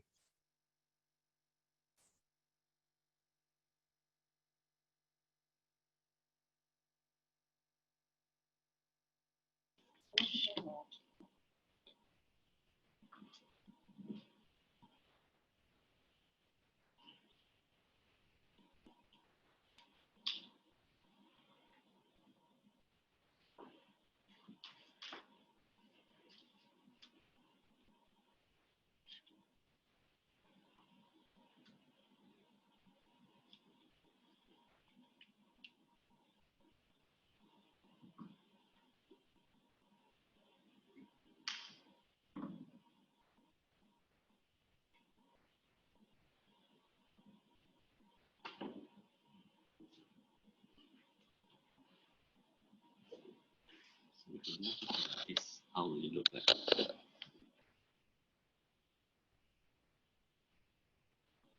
No. Hmm? Yeah. Okay, the thing is, this may have to go up a bit. If you have a box.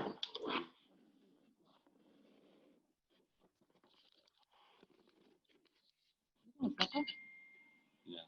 Is it better?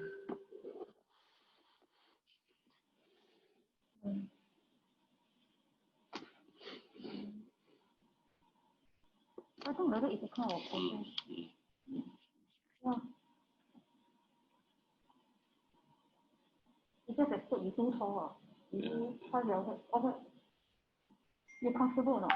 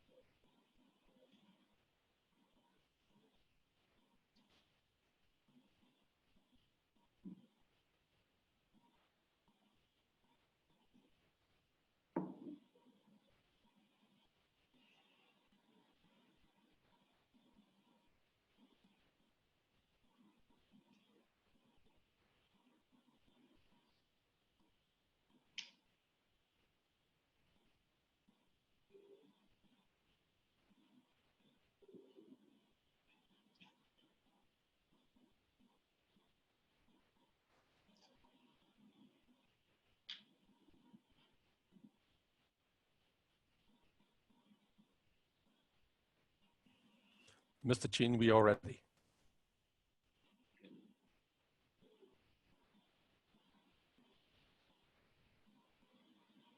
Good afternoon and good morning, Excellencies, friends, and participants. Welcome to the second panel on sustainable infrastructure investment in ASEAN. I am Lim Tzu Chin, Director for ASEAN Connectivity at the ASEAN Secretariat, and I will be your moderator for this session. Before we start, please mute your microphone during the session and send your questions through the chat function. In session 1, we hear that connectivity means different things to different stakeholders. It can be physical infrastructure, it can be digital infrastructure, it can be institutional arrangements, it can be people-to-people linkages. What matters more is connectivity builds linkages, creates networks, and forge partnership for our peoples. This session, we will focus on sustainable infrastructure investment.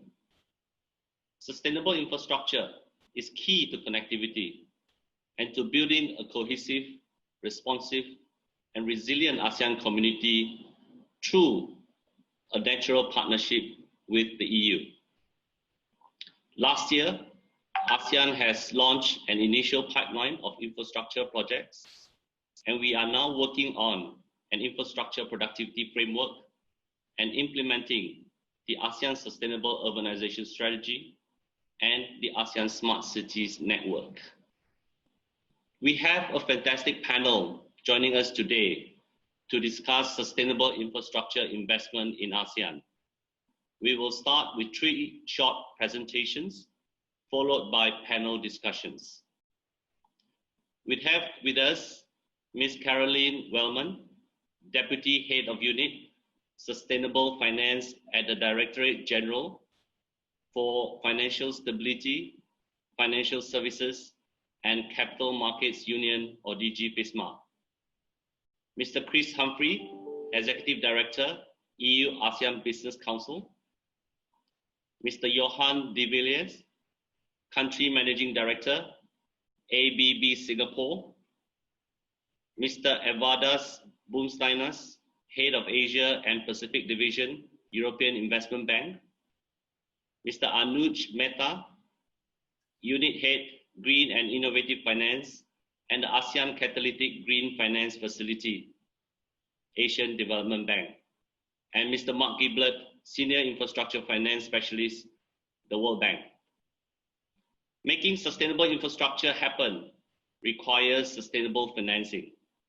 To elaborate further, let me invite Ms. Caroline Wellman to make a presentation on International Platform for Sustainable Finance. Caroline, the floor is yours. Thank you. Thank you very much, Mr. Chin. So indeed, I'm responsible for developing sustainable finance initiative within the EU, but also for the international aspect of sustainable finance. And I'm very delighted to be here today and invited to this seminar because sustainable finance will play a key role in ensuring a green recovery post-COVID-19 crisis, and it is essential to mobilize the capital needed towards high-quality infrastructure investment at the speed and at the scale required to meet a Paris Agreement objective and of our SDGs objective. So I will start my presentation by give you a bit of context. I can move to slide 2. Oops. So, yep. Sorry, slide 2. So here it is. So it's here. Okay, thank you so much. So just after it took office in December, the European Commission, under the presidency of Ursula von der Leyen, committed to make the EU the first climate neutral continent by 2050. And to achieve this very ambitious target, the European Commission adopted a new sustainable growth strategy, the European Green Deal. It has been referred to already during the first panel. The European Green Deal is a roadmap, a blueprint to, on the one hand, transform the EU into a fair, prosperous society with a resource-efficient and competitive economy, but it is also, on the other hand, to work together with our partners to implement and promote ambitious climate, environmental, and energy policies. But very unfortunately, since the adoption of the European Green Deal last December, the world has been facing one of the most destructive crises it has ever to face due to the COVID-19 pandemic crisis. And while the COVID-19 pandemic crisis is indisputably the most imminent threat to humanity, we should not forget that climate change is the biggest threat to humanity over the long run. So COVID-19 has also very clearly underlined the close link between human activity, environmental degradation, and human health, Earth health, and planet health. So our efforts and our action to fight climate change and environmental degradation have become important more than ever.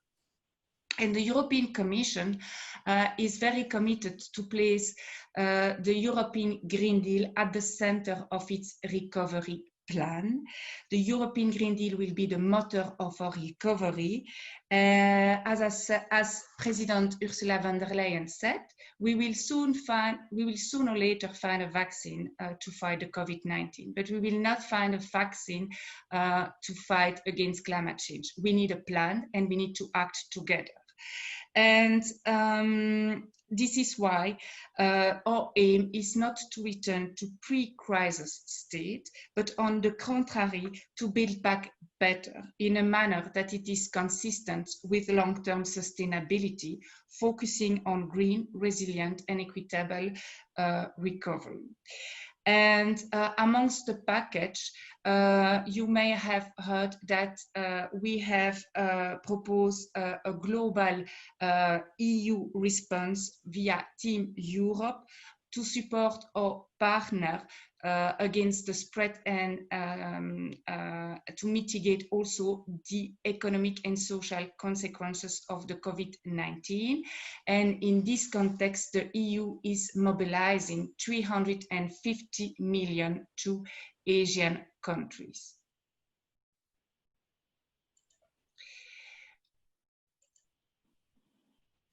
Okay, the post-COVID economic recovery and the transition towards a low-carbon economy, towards a sustainable economy, must go hand in hand at EU level and at global level. The global economy is entering into a recession, and the recovery will require very likely unprecedented scale of investment, leading to high level of national debt and putting a very heavy burden on the next generation. And this is why investment must be recouped by later savings, by sustainable growth, by sustainable job creation, in order to give youth a fighting chance. At the end of the day, there is also a question of intergenerational solidarity.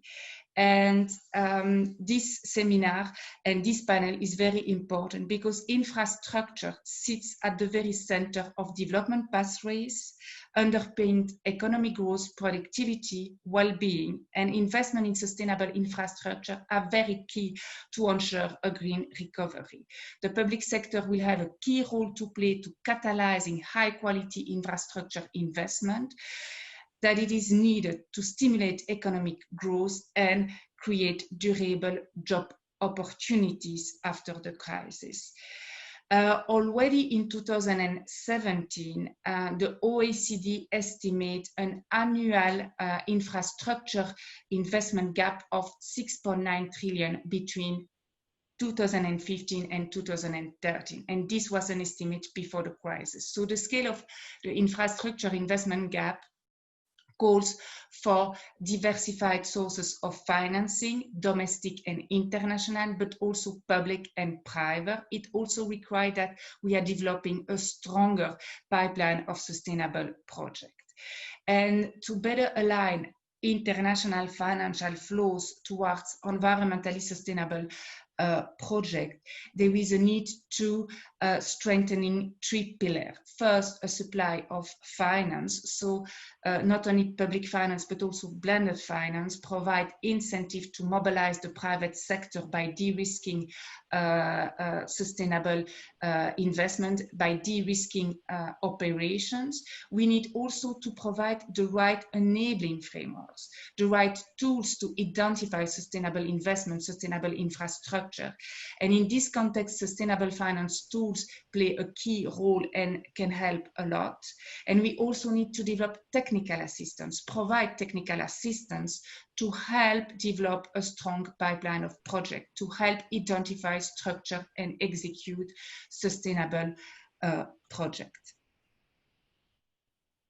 And in light of this tremendous amount of investment needs, sustainable finance has become over the last years a key topic and a key priority also for the Commission. A clear success in this regard was the adoption in 2018 of the EU Action Plan on Sustainable Finance. And the action plan aims to mobilize investors towards green investment opportunities. But in light of the new ambition under the European Green Deal, and in light also of the ambition to make this recovery green, we are working now in the Commission towards a renewed sustainable finance strategy, which will be adopted by the end of the year. For the moment, we have launched a public consultation until mid of July, so all your comments, all your input would be more than welcome. And we will take it into consideration in preparing our next strategy. But of course, we also need to cooperate all together on sustainable finance. Financial markets are global and can help all countries on the transition path by linking global sources of funding to local needs. But this potential is however, largely untapped. To mobilize international investors and to scale up cross-border green investment, we really need to promote integrated market for environmentally sustainable finance. Indeed, many countries are developing their own sustainable finance initiative, and this is excellent. Amongst those, we have China, Canada, UK, but we have also Asian countries that are developing a sustainable finance initiative, like Indonesia, Malaysia, Singapore, to name only a few of them. But this is to say that it is the right moment, the right time to work together, to develop coordinated approach, to develop coherent frameworks and standards, because greater international alignment between this sustainable finance initiative and tools standard for environmentally sustainable investment, as well as mutual recognition of the classification system for sustainable investment, will definitively facilitate cross-border private capital flow into green projects and reduce transaction costs. So it is important that we start to talk the same language when we talk about green investment across the globe to facilitate cross-border investment. And this is the reason why the European Union, together with relevant public authorities of Argentina, Canada, Chile, China, India, Kenya, and Morocco, launched last October the International Platform on Sustainable Finance. And since then, since last October, we are delighted to inform that other countries have joined, notably Indonesia, Singapore, New Zealand, Norway, and Switzerland. The IPSF, the International Platform on Sustainable Finance, offers a multilateral forum of dialogue between public authorities that are responsible to develop sustainable finance. And it is important because it will help investors identify and seize sustainable investment opportunity that truly contribute to climate and environmental objectives. Then next slide.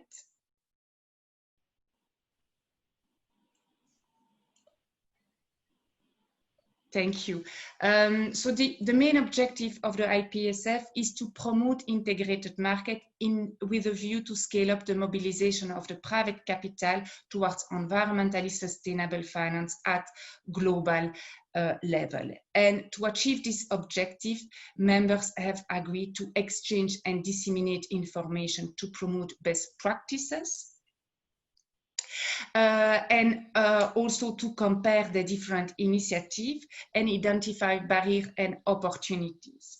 And for those who are willing, for those members who are willing to advance further, they can also strive to align initiatives and approach.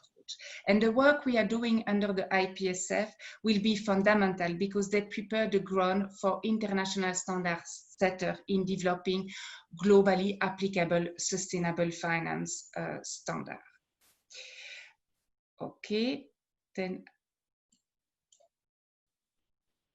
thank you.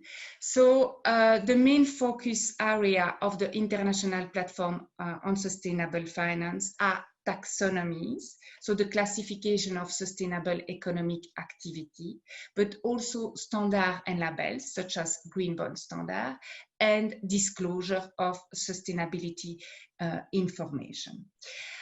So as I said, the IPSF is open to public authority which are taking action and willing to promote international cooperation in the area of environmentally sustainable finance.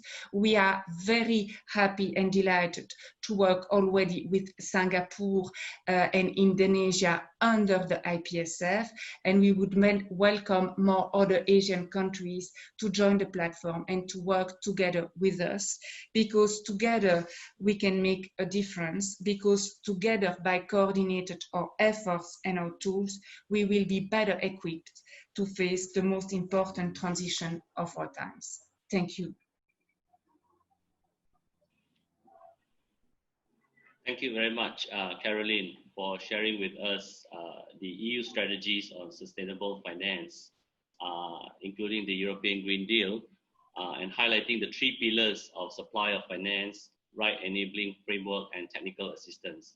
I'm glad to hear that Indonesia and Singapore is already part of the international platform on sustainable finance. Hope to see more ASEAN member states benefit from such a platform. So I will now turn to Edvardas to present on the European Investment Bank support to connectivity. Edvardas, the floor is yours. Thank you, Lim Chen, and it was very interesting to be part of today's morning session, where a lot of pertinent points were addressed and discussed, and also with big interest I followed the presentation that was made now by my colleague from the European Union. And I will focus more on the, let's say, the banking aspects of connectivity, in particular on ASEAN connectivity.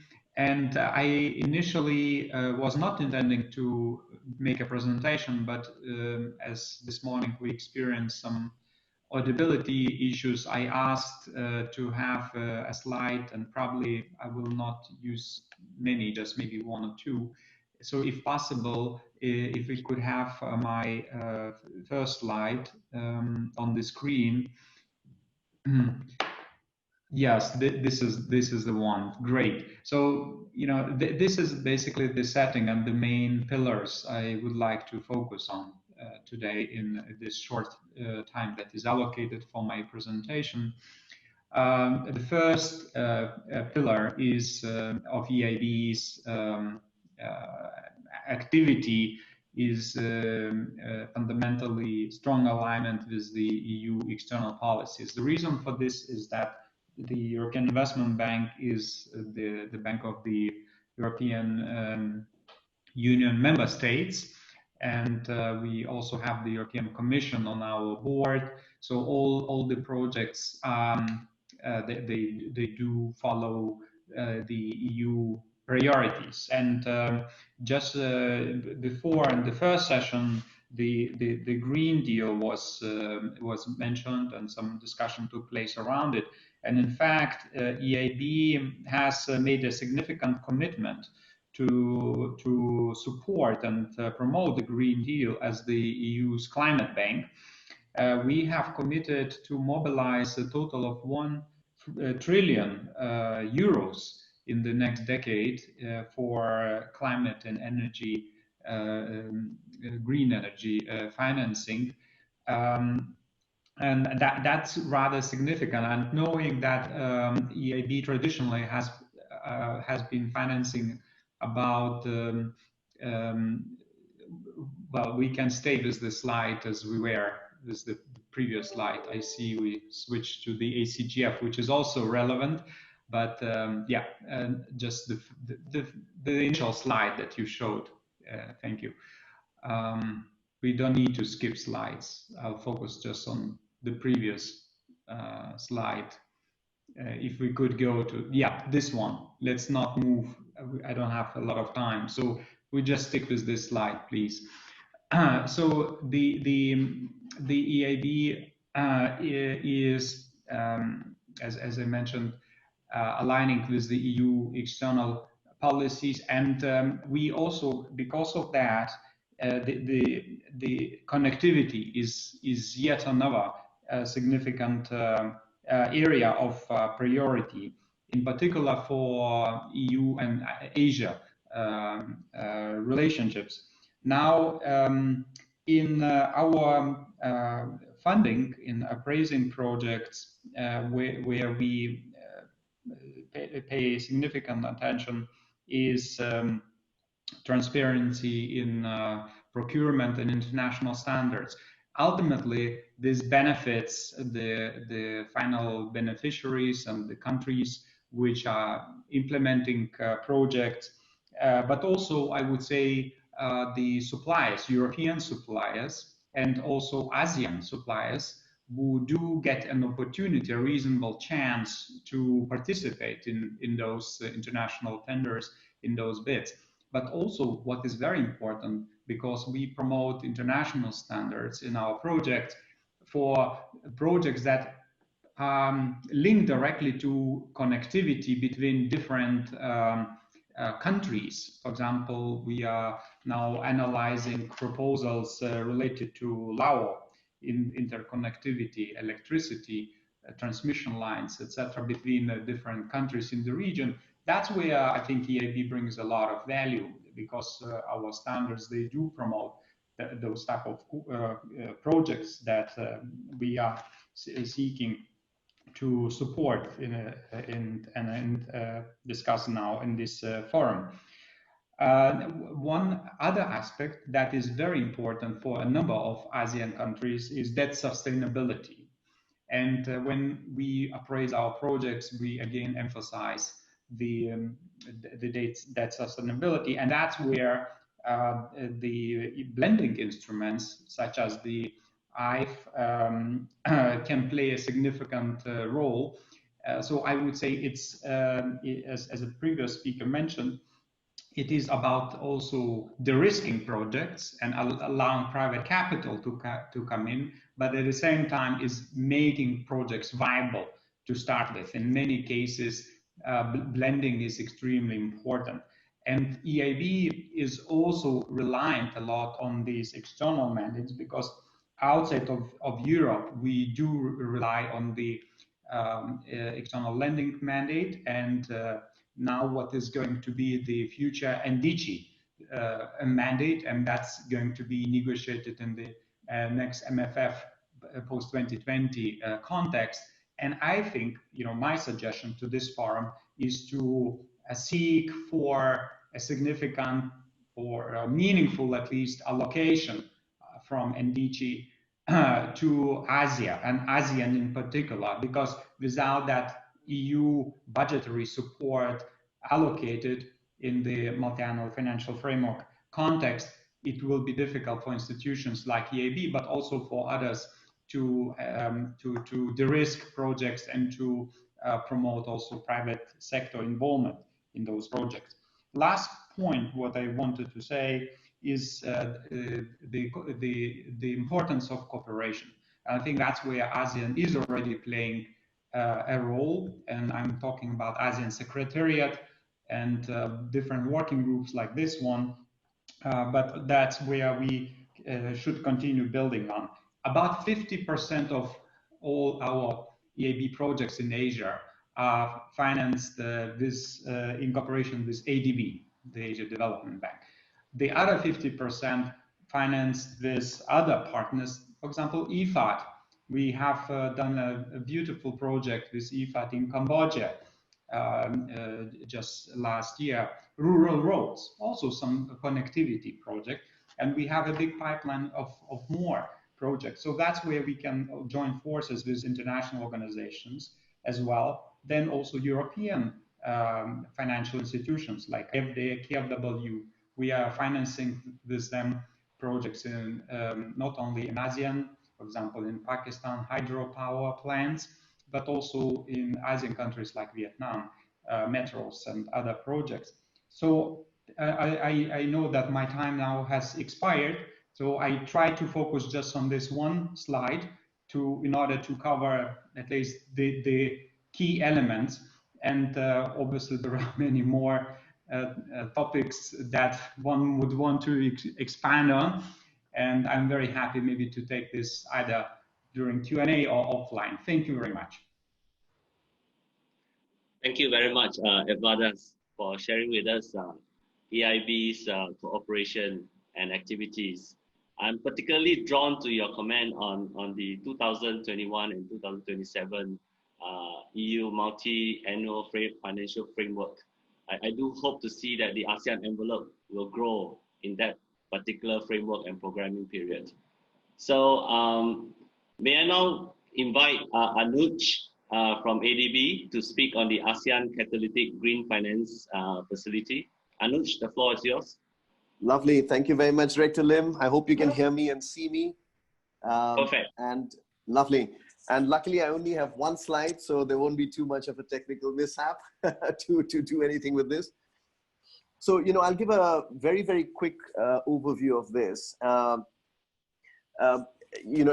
Just as a very quick context setting, within the Asian Development Bank, there was already a team which was working and basically administering a fund which is called the ASEAN Infrastructure Fund, the AIF, which was set up about 2012. It is perhaps the only regional financing platform which is owned by each of the countries in the region. This is the ASEAN region, jointly with ADB, and it's been managed by ADB since 2012. Now, about a year and a half ago, 2018 really, we started working on the concept of making it, the ASEAN's green finance platform. And this was trying to link into, 2 or 3 key challenges. So before I come into, the ACGF itself, the challenges are important. And those challenges are, I think, threefold. Lack of understanding in terms of what is sustainable infrastructure, which we define as green in our case. Lack of ability of projects to be developed as bankable projects, especially when we're talking about large-scale connectivity infrastructure projects. And the third is the very high level of risk perception by the private sector, which is stopping money flowing in. And therefore, if I had to put, sort of a story around the creation of ACGF, it's all about the flow of capital from private sector into projects that we want to leverage, and the issue of risk perception. So if I go over to the next slide, what we've done along with the, perhaps go one slide more, is the creation of ACGF, which was launched in April last year with all the ASEAN finance ministers, and then operationalization started around October last year. And it's trying to put together a number of enablers to really catalyze this pipeline of, everybody talks about it, the pipeline of green bankable projects, which is missing. And if you talk about connectivity, it's really missing. It's not so much about developing, one road or two roads. It's about developing public transport systems which can effectively measure green indicators and catalyze in private capital. And that's just not happening at the scale required. And it's actually just got a lot worse in the last 4 months with the COVID effect.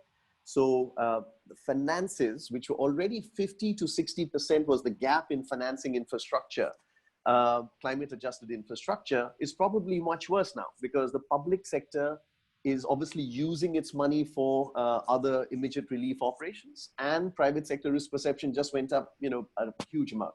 So the ACGF was created, a year and a half ago, but is extremely well placed to deal with these issues now. And it's combining a number of things over there. So I had put this down as enablers, which is developing projects. And there's a lot of talk about creating PDFs to do projects, but what is a proper project? It's not just about technical, it's about the financial structuring. That's what ACGF does. We've got a TA for that. We've got 17 projects we're already working on now. Number two is governance, still on the enablers. So where are the utility structures with good credit ratings which could do a bond? Do they really exist at the scale required? Certainly not. We have under the ACGF the TA, which can be used to prepare bonds at SOEs, local governments. We are trying to do that now. Number two is instruments. So there is a whole plethora of instruments. I've mentioned a few over here, which could be used: investment trusts, green bonds. And these are examples which exist in the market. What we've tried to do in ACGF is move on a gradual basis. So we've created a de-risking instrument under ACGF. The funds will be used to de-risk projects. At the moment, it is what we call a two-step loan. So it is relatively cheap in the first 7 years, the highest risk period. And then the price goes up in year 8, which is intended for the ACGF money to get refinanced out by the private sector. We've taken the risk, construction is over, ACGF is not needed anymore. Great, let's revolve it out. So that, but we've also got a roadmap to try and develop further support from ACGF for guaranteeing green bonds, for developing first loss structures. So that is going to come later, but we are working on the simplest instrument at the moment. Last thing perhaps is in terms of the the regional aspect, and I think this is so critical. Yesterday we had the board meeting for the ASEAN Infra Fund, where we reviewed the progress of what the ACGF has done to date. Mind you, ACGF has only been operationalized since October last year, but it was very heartening to be able to show 17 projects, 6 of which are basically going in for the AIF board approval already this year, maybe 1 year ahead of schedule. And the impact is startling. Just with these projects, we already see a 6 to 8 times multiple being leveraged in from, that means for every dollar of ACGF money, we already estimate 6 times financing plus coming in from a mixture of other climate donors, plus from the private sector. That's what we are structuring in these 6 projects. We also see the greenhouse gas emissions, which is calculated for every single project, being extremely large. So the projects include, of course, regional transport. It includes urban sector as well as energy. So just in this short period, we already see a huge impact, and even more importantly, a huge demand, especially for structuring projects. And we are extremely excited that this has been hugely supported by both the European Investment Bank. EIB was actually the first institution to come forward and actually tell us that they will actually support ACGF maybe a year and a half ago with a commitment of, I think, 150 million euros. And the European Union itself, which has been extremely strong in all the discussions last year to provide support for the ACGF. So it's now receiving a lot of interest from other donors who want to come into the ACGF. And I think the work is there, and I think our positioning is very strong. with both de-risking money as well as with grant money to develop projects. So I'll leave it there, Director Lim, and hand back to you and maybe take more questions later. Thank you very much. Thank you very much, Anuj, for sharing with us the progress that we made with the ASEAN Catalytic Green Finance Facility. I guess in the longer term, COVID-19 does basically show that we need to demand for more sustainable, more resilient infrastructure as we move forward. So short term, we may have some challenges, but in the longer term, I guess the demand is still there. Let me also say that since ASEAN has developed an initial pipeline of infrastructure projects, so we do hope that there will be some synergy between the ASEAN pipeline as well as the ACGF that you are managing at this moment. So hopefully in the future, we will see that synergy played out. Sure, look forward to that. All right, so let me now move to the panel discussions. So I will ask a few rounds of questions and the panelists will provide their answers in a short and crisp manner. So let me start the ball rolling with the first question on projects. So we often hear the importance of creating a strong pipeline of bankable projects and find innovative ways to direct capital efficiently to the most promising projects. So what infrastructure sectors present the best opportunity for the private sectors in ASEAN at this moment? So maybe I will ask the private sector first. So I will call Chris Humphrey first, and then followed by Johan. And then after that, we will go to Edvardas and Anuj, and then Mark. All right, so Chris, the floor is yours. Thanks, Director Lim. Very nice to be here, and good afternoon to all the excellencies, or good morning if you're in Europe still.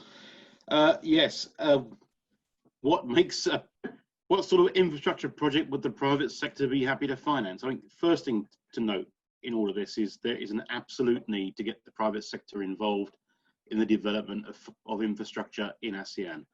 The governments of the region couldn't afford it, or couldn't afford everything before COVID-19, and certainly can't afford it now after sinking lots of money in for economic stimulus packages. So there's an absolute need to get the private sector involved in financing projects across the region. The very short, simple answer is any infrastructure project where the private sector can earn a reasonable rate of return on their investment, because they are not going to do this for altruistic reasons. They will want to make money out of it. And there are many things I think that ASEAN can do collectively and as individual countries to help make sure that there is a bigger pipeline of bankable projects. And they are things around such as perhaps having an ASEAN-wide taxonomy, if you're talking about sustainable finance. So one set of rules and guidance across the region that will help them use funds more easily from right across the region and from externally as well.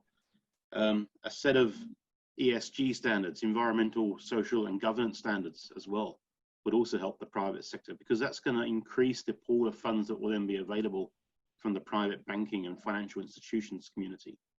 Another one would be access to long-term investment funds. So many countries in the region do not allow insurance companies to invest their money in infrastructure projects, even though they're sitting on large amounts of money which need to be invested over long periods of time, and infrastructure is a very long-term investment. And I think there are other things as well. We need to make sure that when we're looking at infrastructure and trying to assess its bankability, it's a fantastic word, we need to look at it for the whole life of the project. It's not just the construction period, it's the entire operation period, and even then the decommissioning period at the end of it, even though that may be 30 or 40 years away in some cases. And ensuring value for money, and that doesn't mean the cheapest. It doesn't mean the cheapest bid. It means the one that delivers the quality that's needed for the infrastructure at the right price as well. And I think my final point really would be, we're talking about sustainable financing. Sustainability, of course, is not just green. The UN SDGs cover a whole bunch of other things, which in many cases may be more important in this region, such as removing inequalities, access to quality education, clean water, etc., etc. So yeah, to answer your question, there's a whole bunch of projects out there I think the private sector would be interested in, the European private sector certainly would be interested in, but the key I think really is getting the basics right around where the money can come from, increasing the access to different funding streams, and making sure I think that some of the regulations that will support it are all in place as well. Thanks, Chris. Johan, please. Good day, everyone, and thanks, Director Lim. Chris gave a very comprehensive answer, and we're in full alignment there. What we see, or maybe just for context, ABB is a technology provider, and we're involved in a variety of different infrastructure projects. We have a large footprint in ASEAN, so not just involved in the infrastructure projects, but also reliant on infrastructure to operate efficiently here. And we don't get involved with the financing aspect. But what we see, there are some sectors which very naturally lends itself towards private sector investment. And if you look at the whole space of digitalization and communication, you know, there's good traction. You see strong investments there. I think if you just look at Myanmar phone adoption, smartphone adoption, and the impact that that has, and how that unlocks value and possibilities for industry to thrive, great examples of that. And that'll just get stronger and stronger. I think another area where we naturally see a lot of private sector investment is e-mobility. So rolling out charging infrastructure, not just for public, you know, buses and cars, but also in ports, at airports, and you know, places where there's captive mobility and where we can start to have better solutions there with electrical power. And then other areas are quite difficult to attract private sector funding, especially those that are addressing social needs. You know, if you have to put rail infrastructure into a congested city center, it's much more difficult to make the calculation, the payback. So I think there we need a lot of collaborative discussions and ways to mitigate the risk. You know, so in general, I'd say wherever you find a good business case, solving real problems, strong value proposition, acceptable risk, those are obviously things that attract the private sector. And maybe just to add to that, I think just want to strongly agree with Chris. I think this ESG framework is a great way to think about projects. And you know, we're also as a company, you know, looking at and screening carefully the projects that we get involved with. And it's not just for environment, you know, but absolutely for governance, making sure we can do this safely, we can deploy our staff without harming us and our contractors, that there's strong rules around corruption and bribery. And, you know, when you're in the early phases of developing a country, those are big challenges. But I think that's where European companies can set high standards. And really, we've seen that where we've been active and operating, transform the way business is done, which it brings a great positive value as well. Thank you very much, Johan. I'll move to Evadas. Thank you. I very much subscribe to the view that we need to ensure that private capital is mobilized for the projects related to connectivity and beyond. In fact, when you look at connectivity in particular, the role of private sector is very significant because connectivity has so many dimensions. One of them is digital. So we are talking about high technologies, and we are talking about telecommunications. That's where private sector traditionally has been very strong. What is sometimes needed is the infrastructure to support it and enabling environment. So that's why in my presentation, I mentioned the importance of partnerships. ACGF, where we just had a very interesting presentation from Anuj Mehta, that's the type of enabling platforms that we need, and the role of the IB is to support such platforms when we can. I think also that we should not, of course, underestimate the continuing role of the public sector and the need to promote transparency in the public sector, to promote international standards in public sector, because if we don't have those fundamentals, those enablers, as one of the speakers said, then the other components they will simply not hold together, and then we will not be able to achieve the ultimate goals that we want. So I'm a strong supporter of partnerships and of those platforms. And the Green Deal, which was mentioned a number of times, it is in fact a huge partnership. It is a partnership of the European Union, of MDBs, of national governments, and of private participants, private investors, companies, suppliers. So we need an ecosystem that will enable us to achieve our goals. Thank you. Thank you. Anuj? Thanks, Reklim. Yeah, I think, sort of in the same vein, I'll probably just add to that, which is, I draw a distinction. Private sector, is always there in infrastructure in the region, as long as they're, obviously going to get paid for it. Now that is contracting, but I guess what we are talking about is how do you attract private sector with finance for CapEx, because that's the whole issue. And, private sector can either be through the PPP route, which is, got its own challenges. And of course, it's, through institutional investors. So, two very different mindsets with two different perceptions of risk from these things, from these different segments of the private sector. And, so very naturally, it comes down to the underlying projects. And what we're seeing is the energy sector, especially renewable energy, where there are very clear power purchase agreements and where the risk of revenue and offtake is really between one entity, the government, for example, and the private sector, is where a lot more investment is going today than in other sectors which desperately need it, which is mass transit and water and sanitation, because there you've got so much more exposure to revenue. And therefore, those sectors and those projects within this where money will flow better will either be where there is a pooled vehicle, and so the private investors are diversified in terms of risk, not a single project. And so you see these pooled vehicles. There's an example in China, Shandong, which was set up a year ago, Green Fund, or where there are revenue guarantees or government guarantees on an ADB guarantee behind a project. Those would be the projects and sectors where private investments or private strategic investments would flow. Thank you. Mark? Hi, Chechin.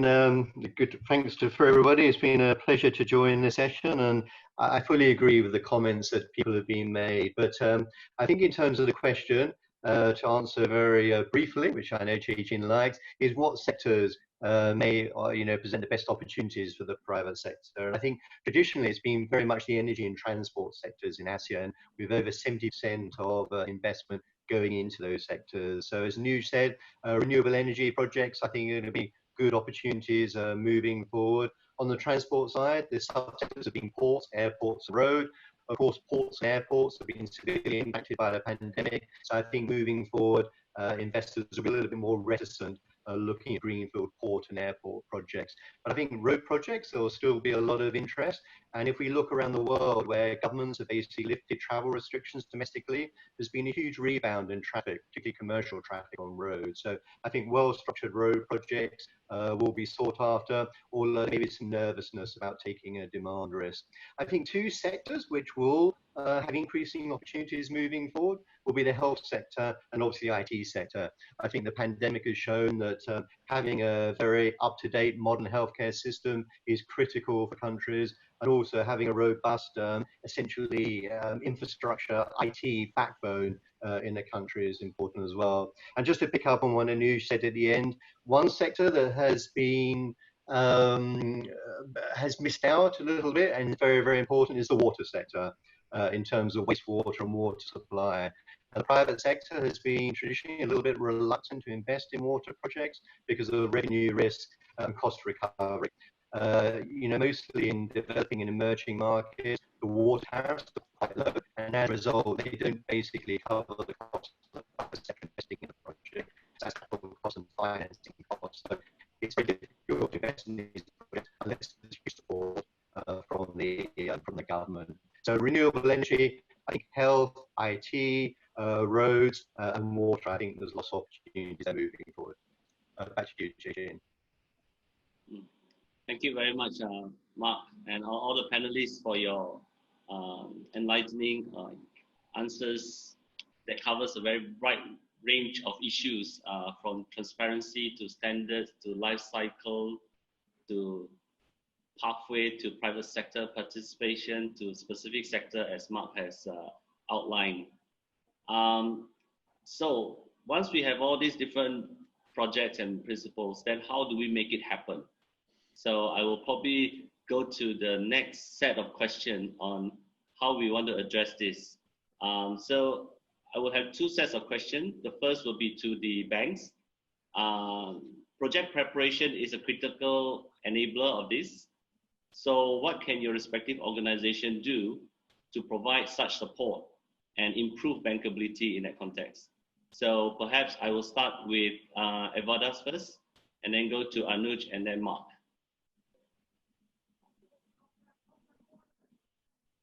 All right, thank you.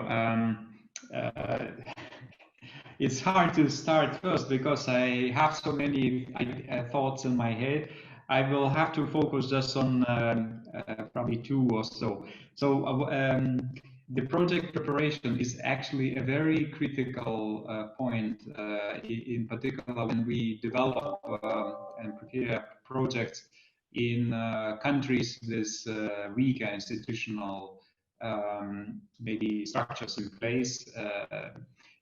There, of course, we always try to mobilize certain technical assistance, and very often we do that with the help of the European Union. What I mentioned already, the Asia Infrastructure Investment Facility. So it's very important that going forward, these type of technical assistance preparatory facilities are available and remain in place. Otherwise, you cannot very often use the loan proceeds to prepare a project, which takes sometimes a number of years. So this remains very important, and EIB in fact is very well equipped to provide technical expertise, because EIB has a bit of unique structure. We have our own so-called projects directorate. So these are the experts, engineers, economists, which we have in-house. So we can rely a lot on our own internal resources and expertise, and we offer that expertise to our beneficiaries, to our partner countries. So that's a very attractive feature of EIB, but then we cannot do everything. That's why we also team up with the ADB and with others. Then the other aspect which I wanted to touch is when you say, how do we make this happen? Of course, doing everything from budgetary resources is not a solution. We need to go to the capital markets, and EIB, as one of the largest multilateral issuers of bonds on capital markets, we are very well placed to mobilize those rather significant amounts of private capital for projects that will be needed, because infrastructure projects very often they are hundreds of millions, if not billions of euros or dollars type of projects. So for that you need to have access to capital markets, and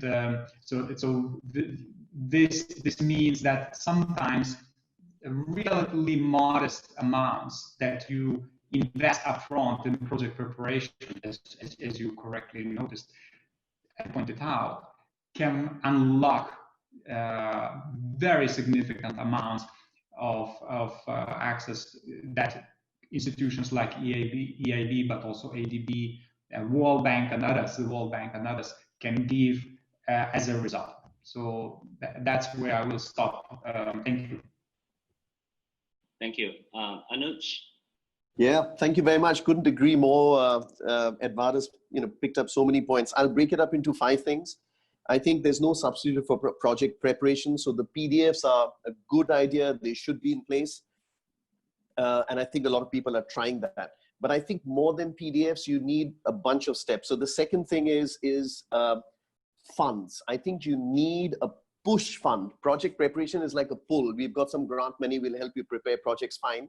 But you actually need something. And there's a great example from India when they tried to develop the urban sector, where they created a huge pot of money and said 20% money available as grant money. If you have a well-prepared project, come to us.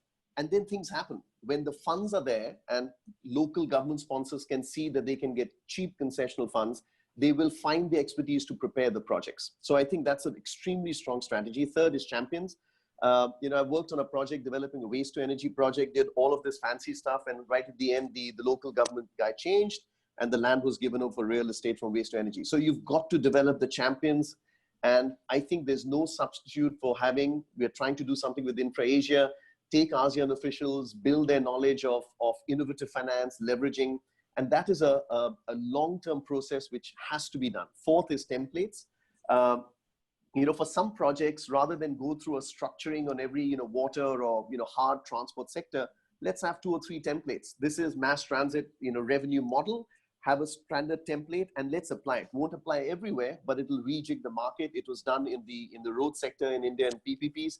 And last is, I think, very critical is what Edvardo's mentioned, which is financing vehicles. So, vehicles which could be a pooled vehicle created at a national level, your classic green fund, blue fund, which could also then do bonds to raise money from the capital markets, which could then be used for some of the other things. That's my quick submission. Thanks. Thank you, Anuj. Mark? Yeah, I think we all agree, of course, that prepared projects are essential to get these projects done. And I know this from personal experience, because before I joined the bank 4 years ago, I was in the commercial banking sector. My last role was head of project finance for Asia for SMBC. So we had money to lend, but the issue was we couldn't find bankable projects because the wrong projects were coming out and they weren't structured properly. But just as important, I think, as having projects properly prepared, I think it's very important that governments have strong enabling environments that can support private sector investment and give investors confidence to invest money in those countries. It's also important for governments to basically prioritize projects and carefully select those projects they put out to tender to the private sector, because I think there's sometimes a fallacy or a misunderstanding of many governments that the public sector or the private sector can do all sorts of projects, and that's not the case. Not all projects are appropriate for public sector or private sector participation. From the bank's perspective, what can we do? Well, we can provide support all the way from the upstream to the downstream, from policy to projects. We can provide upstream support in terms of strengthening the institutional, legal, and regulatory enabling environments in these countries. We can support governments putting frameworks and managing fiscal commitments, putting in frameworks for PPP procurement, policies, proposals. And one of the facilities do have to do that is the Public-Private Infrastructure Advisory Facility, PIAF.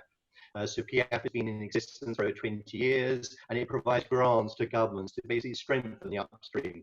At the moment, using grant money from PIAF, we're doing upstream work in Laos, Myanmar, and Vietnam, alongside, of course, entities such as AB. And moving to the downstream, we can obviously provide project definition, project preparation support, and we have the Global Infrastructure Facility that can do that. And outside of the World Bank, but within the World Bank group, of course, we have IC, and IC can provide transaction advisory services. It can advise implementing agencies on how to do projects. And a good example of that is that IC is currently advising the Ministry of Construction in Myanmar on the Yangon Elevated Expressway, which is currently being procured as a PPP project. And of course, on top of that, IC can put equity and money into projects to try and mobilize private sector investment. Finally, of course, we have MIGA that can provide political risk insurance to investors and lenders, and also provide support for non-honouring of sovereign obligations. So there's a lot of support that the bank can provide in order to strengthen enabling environments and to encourage private investment. Because as my colleague mentioned, having private sector investments is going to be critical moving forward in order to meet the infrastructure objectives in ASEAN. Thank you very much, Mark. So thank you for sharing all the right range array of possible tools that we can look at. Happy to hear PDFs, grants, champions, standardized contract to some extent. I think ASEAN Finance Track is also working on that, to have some form of an agreement or contract where 50% of the contract is already been discussed in advance. So subsequent 50% will be tailor-made to the specific conditions. And public-private partnership and advisory services, and strengthening the capital market and so on. The challenge is if you are starting from a place where you don't have a strong capital market, then cost is going to be high. So how do you address that particular issue? Let me now, I think we still have probably 10-15 minutes. Let me now quickly move to one more set of questions before we entertain some of the questions from the audience. So, so having a risk management approach is important to successful infrastructure projects. What are the risks that companies consider when taking on sustainable infrastructure projects? And how can private companies play a role in supporting a faster transition towards sustainable infrastructure in terms of tools, in terms of technologies, and so on? So for this question, I will address it to Chris as well as Johan. So Chris, you want to start first? Yeah, thank you. I think in terms of risks, of course, there are a whole range of risks that either the private financiers would look at, or indeed the private contractors would look at. And there will be things like regulatory risk. First of all, if we're talking about a PPP project or using private sector financing for things, regulatory risk will feature very highly for them. They need governments to provide a very stable regulatory regime, not be changing laws in the near future. Political risk also falls into that, although I must say in ASEAN we are, for the large part, very politically stable. Environmental risks, social risks, they would all fall into it. So making sure that there are good environmental impact assessments done as part of that project preparation period that the other gentlemen were just talking about will be absolutely crucial for anyone in the private sector who's looking to invest funds or get involved in a project. And then looking at the social aspects of it as well. So we've seen examples of projects in ASEAN, large dam construction projects in Laos, for instance, that end up displacing lots of villages. Whether you'd be able to finance that sort of thing for the private sector these days would be perhaps very questionable, because the social risks of it are perhaps too great for many in the private sector. There's a whole range of risks there that need to be looked at. The gentleman just now were talking about different financing mechanisms as well. I think there is not a lack of money in Southeast Asia. There's a lack of usable money. And so de-risking some of that and getting some of that money to be flowing better for long-term projects that we need in the region, I think is absolutely key. Johan? Yep, that's, you know, as a supplier of technology, we're kind of one step further away. So we don't have only the risk of the actual infrastructure development project and the financing of that, but also then the contractors, the main contractors that execute that. So we obviously screen these projects very carefully. You know, firstly, from a technical standpoint, can we comply? Is there a clear understanding of what we need to do? Then in terms of governance, we screen very carefully, you know, for any possible risks and so on. And there are some of the developing countries where, I mean, there was a point in time where I know in one of the countries we screened out 50% of opportunities that we saw because we simply couldn't execute based on our values and our culture. That is dramatically improved over the last few years, which is a very positive sign. And I say the contribution we bring, I think, is what's very important for me as a European company operating in infrastructure in ASEAN is a local footprint and local people involved in these projects, because the context is different from Europe. And if we cannot simply transfer, this is the tropics. So technically there's some challenges that we need to overcome. You know, what end users need and, you know, things like subsidies and so on, you can't just wish those away. It takes time to remove those. So we need innovative local thought leadership where we participate in the ecosystem, and we want to play our role and make sure that we help to get the best possible outcomes. Thank you very much. I haven't seen any question yet at this point. So we like to encourage anyone who have any question to ask them through the chat function.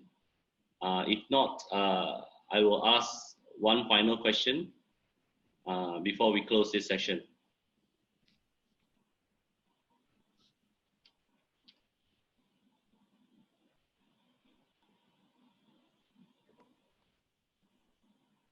So okay, so let me ask all the panelists a 1 minute, one question with 1 minute answer.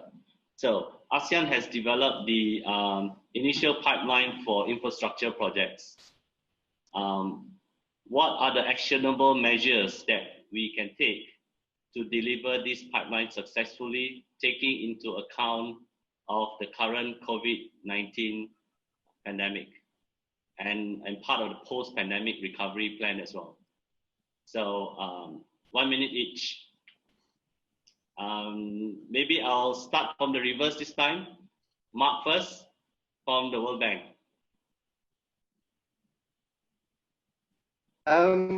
Well, I think in terms of developing the pipeline, I think that was the question. I think we've all agreed with the fact that capacity building, project preparation is very essential to get these projects done and out of the pipeline. So I think for the pipeline to be a success, it's important these projects are implemented. So it's important these projects are prepared properly. Unfortunately, the capacity to do this varies from country to country and ministry to ministry. So I think at the regional level, ASEAN may be able to provide some support to various implementing agencies and governments to help implement some of these projects. An example of this could be through an ASEAN dedicated project preparation facility. I'm not sure if that is something that's possible, but we've heard from Manoj and a couple of the others that these project preparation funds are useful and they do work. I also think it's important that ASEAN at the regional level helps support the discussions between the various countries, because, you know, connectivity projects by definition involve 2 or more countries, and quite often countries move forward at different speeds. So country A may want to move ahead with a project, country B doesn't, but I think it'll be useful for ASEAN to try and move these discussions along very quickly. And I guess finally, it's very important this pipeline maintains credibility. I think it's important that these projects or the pipelines refreshed. So, you know, projects that are not moving forward should be taken out of the pipeline and new projects added, because I think we're all very familiar with the fact that governments typically announce pipelines of projects. You go back to those pipelines in 3 or 4 years' time, and it's the same projects in the pipeline, and very few of those have moved forward. So I think it's very important for investors that the pipeline is relevant and is credible. And I think for that, you know, projects should be moved on, new projects should be moved off. Thank you, Mark. Anuj? Yes, you know, 4-pronged. I seem to have numbers for every answer I have now, but 4 pillars. You know, the first thing is, if you have a, you know, this, I haven't seen your set of projects, but if the ASEAN has a set of projects, obvious thing is to have something go to the market fast to show, you know, because impact is critical. So I'd say, you know, look for the low-hanging fruit out of that, which may not be projects which are classic PPPs, but just well-developed projects where private sector can come in on contracting basis, have green indicators. I'd pick that first and try and move those fastest. I would have a project preparation facility, as Mark was also suggesting, which would take some of the more complicated projects, which would be for developing the financial structures and models, and doing all the difficult stuff, land acquisition, environmental, you know, impact assessments, etc. I would also, in addition to a project preparation facility, I would actually say, you know, have an institutional development facility also. And this is working with some of your project sponsors on your list. So is it a local government? Can we help create an SPV structure? Can we do some credit rating of SOEs? Because the thing right now is a lot of SOEs are looking for financing. So it's a great opportunity, if you have it in your list, to try and improve their governance, their ratings, help them develop finance raising techniques through a bond structure. Probably those are the three key things. The funds would be the last thing, where you create the concessional funds for your projects to get appetite from the market fast. Thanks, Rick. Thank you, Anuj. Evadas? Thank you. First of all, thank you for this excellent event. It was really good, and I'm happy to know that the second panel enjoyed much better connectivity. Maybe technology a little bit took a softer turn on us. Now, for your question, I see you're trying to see how COVID-19 really influences the pipeline, and the starting point is that having pipeline and the effort that ASEAN has made in building the pipeline is already really good, because it gave us and others an opportunity to look at it jointly and to have discussions. We had technical expert discussions.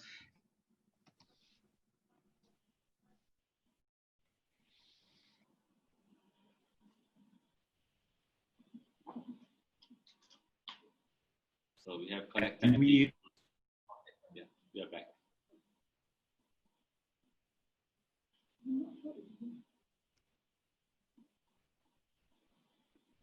Edvardas got jinxed just as he was. Exactly. Sorry, Evadas. Maybe I will go to Johan first. We will get back to you once we get back. Great. So, I mean, again, I'm going to come in not purely from a financing standpoint, but just generally rolling out infrastructure and impact of COVID. So, execute on the plans would be my message to ASEAN. And I really believe in the idea of keep that pipeline alive, continuously look at priorities, kill the ones that don't have traction, and add ones that bring value. I think time is precious, and there's in every country, governments are thinking about how to stimulate the economy, how to create jobs. This is a brilliant opportunity. So I think the more of that funds that can be directed to sustainable infrastructure, using as much local confidence and participation as possible, I think that's a fantastic opportunity that will leave a great legacy for future generations. And if I look at that pipeline, I have to say, increase the level of ambition. We can do more, and we need to do more. That's what we owe the societies that we are responsible for. Thanks, Johan. So the pipeline is our first step, which we hope will make a footprint towards a path to sustainable infrastructure. So, yeah, it's, I do think COVID-19, I think, as I said at the beginning, and others have said as well, is going to have a huge impact on available funds in the public purse. And therefore, making sure you have a pipeline of projects which are going to be in a fit state to attract private financing, I think is going to be key to delivering on that pipeline. And the current set of priority projects under the master plan for ASEAN connectivity, which I think was around 17 projects, I believe only about half of those were projects that had been identified as being suitable for PPP. Not that PPP is the only solution in town, of course. So I think reviewing that pipeline, checking what's really there, what's really viable, what's really needed today, and as Johan and as Anuj and Edvardas were saying as well, backfilling that pipeline with new projects which stand a chance to start running.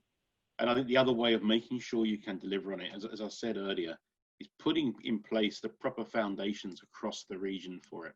So that does mean changing some rules and regulations in some countries to allow access to other sources of private sector funding, like pension schemes from insurance companies. It will mean standardized contracts, standardized documentation, standardizing on ESG standards, because all of that will make the private sector a lot more comfortable when it comes to financing it and indeed then executing those projects. Thanks, Chris. I will go back to Evadas. So, Evadas, you're connected with us again. Please. Thank you. And apologies, I got disconnected. The computer went black out completely. But look, just to finish, I need 30 seconds really. There are some new areas like the water and sanitation that maybe we could have a fresh look at. And another point I wanted to make, that the European Union has led the initiative to mobilize financial resources for countries affected by COVID outside of the European Union, of course. There was the so-called pledging conference, Global Goal Unite for our Future Summit, where 16 billion euros have been pledged, of which 4.9 billion euros, this is EIB's and European Commission's commitment. So rather significant amounts, very much addressing the COVID-19 thematic, but I think that it's also an opportunity for us to revisit the pipeline, to see perhaps we can open the pipeline and address some of other relevant needs in view of the new realities brought about by the COVID-19 pandemic. On this note, thank you so much for allowing me to conclude my small intervention here, and it was really a pleasure to be with you. Thank you. Excellent. Thank you very much. Let's give a round of applause to our distinguished panelists this afternoon or this morning. So thank you very much, Caroline, Chris, Johan, Evadas, Anuj, Mark. So I will keep it short. I think strengthening the partnership between public and private sector, well-designed projects, strengthening the capacity of implementation from governments as well as the private sector, sustainable financing are all key ingredients to implementing sustainable and resilient infrastructure projects. So I like to refer back to what Caroline mentioned in her presentation at the beginning. I mean, due to COVID-19, now we are trying to build back better.